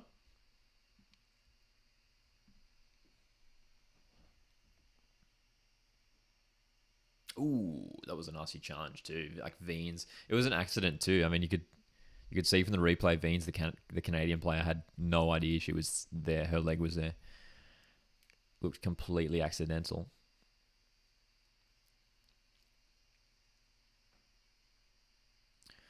So that's already 1 minute of injury time that we haven't played yet. So we might even go beyond the 8 minutes here. So don't be surprised if we get closer to 9 minutes of injury time, which is plenty of time for either of these teams to grab a late winner.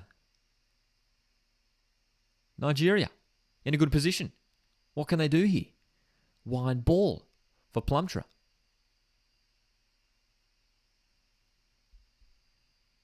They go backwards. Nigeria going backwards here. Forward pass is bad. And there's a chance here for Canada to break. Huge chance. Lacasse just has to drive forward. She has plays in the left. Lacasse still. Great challenge. Oh my gosh. I think it was Demahim again. She's on a yellow. And that was a crucial challenge. What a chance. Nigeria. Counter-attack is on. The run of Kanu can't be found. End to end now as this game begins to open up. Tarnley wants the draw. Oh my gosh.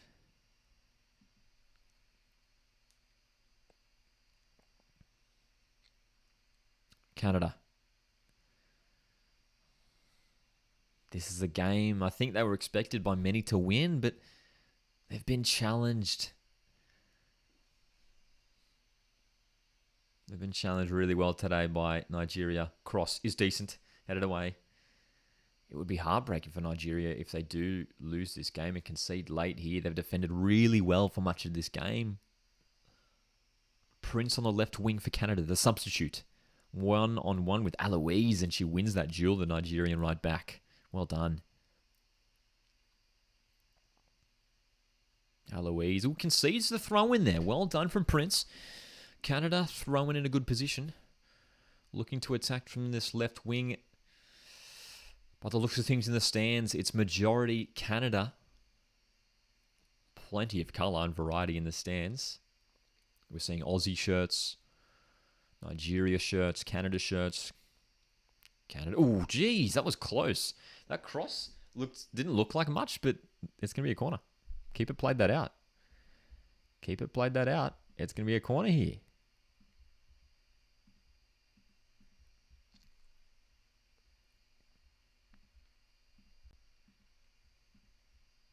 So, corner delivery. Oh my gosh, it went over the keeper. The goalkeeper's down hurt. Surely have to stop the play here. Another play's injured for Nigeria. Surely they have to halt play here. Nigerian keeper was down. Back to her feet now. Huge shift she's put in today. Nadozi, the Nigerian keeper. That penalty save earlier on in the half. And was brave to punch that one away.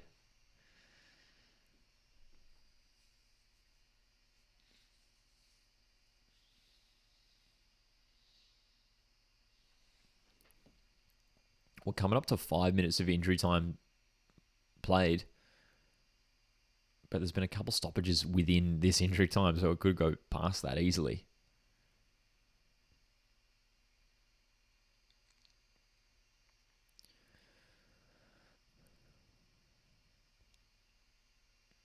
There's a bit of a desperation. Yeah, I mean, watching the way Canada play, they played with a lot of patience today when they were in the possession.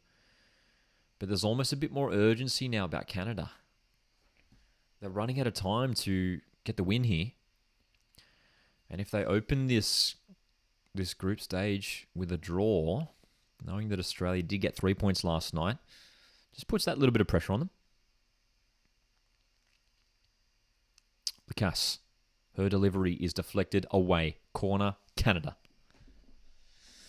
Meanwhile, there's going to be another yellow card here for Abiodun.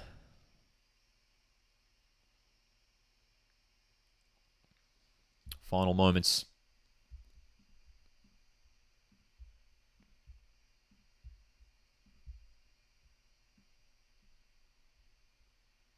We're going to be live later this afternoon for Spain v Costa Rica.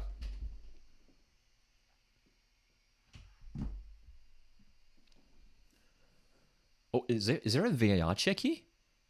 Possible red card? Was it for that yellow card that was just discharged? Then there's a possible red card here. I was worried it was going to be a penalty then for a second. I was like, oh my God, we're going to have a penalty chance here. So here it is. Ooh, that's terrible. That has to be red. That has to be red. Abiodun, the Nigerian midfielder. That's a rough challenge. Studs are up. I mean, we were talking about it just before in the chat, right? About We haven't seen a red card yet. I think we will see our first one here. It really, really not a pretty challenge at all. There's got to be red, surely. There's got to be red, surely.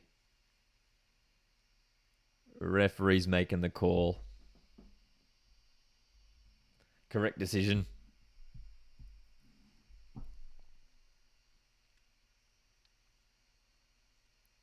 Red card handed out.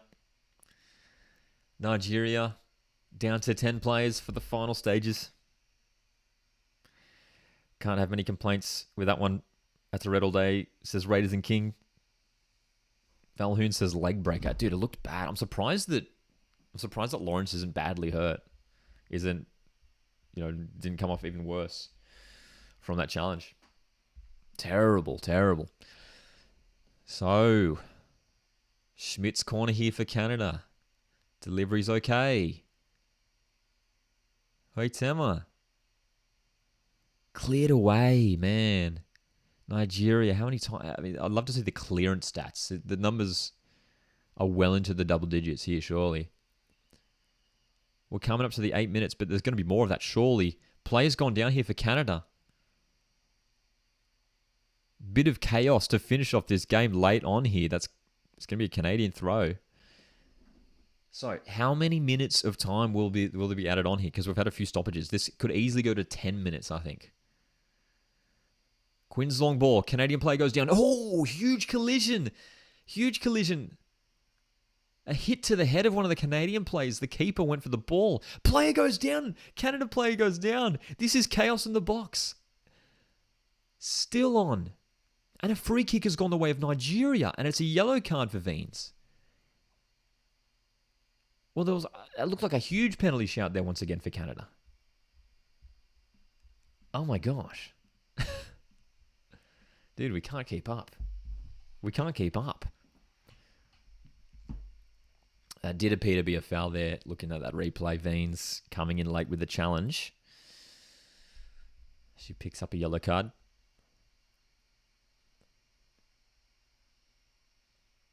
So 9 minutes of injury time have ticked by. Originally 8 was the number that went up.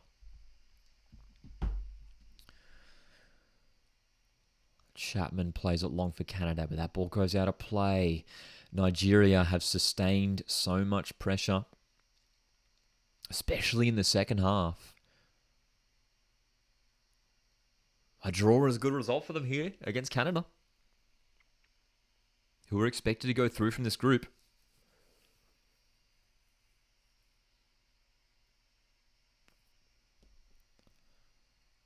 Forward comes Canada, looking to go down the right-hand side. Nigeria, again there to cut it down. Full-time whistle could come any moment here. 10 minutes of injury time have been played. We're into the hundreds, ladies and gentlemen. We're into the hundreds. That's full-time. Full-time, Nigeria 0. Canada 0. And we're seeing celebrations from the Nigeria players here who look happy with that result. But it's 0-0 in this group stage match, which you're going to say is probably a positive for Australia. Probably a positive for Australia. So much chaos indeed. Absolute desperation, says Dom. It was entertaining at the end there. There was plenty of chaos at the end. So we'll be live in a few hours' time for Spain v Costa Rica. So make sure you tune in for that one. Spain looking to kick off the tournament with a win against Costa Rica. This has been an entertaining game despite the 0-0 scoreline. Totally open for both of these teams to go through in this group. But Australia sit top of the group on 3 points, followed by Nigeria and Canada level on 1. Republic of Ireland have work to do. They've got a big game coming up next week against Canada. Guys, thanks so much for tuning in to this watch along. We'll be live in a couple hours with Spain v Costa Rica. My name's Lockie. This is Coast Watch Football. Have a good afternoon, and I'll catch you guys in the next one. Cheers.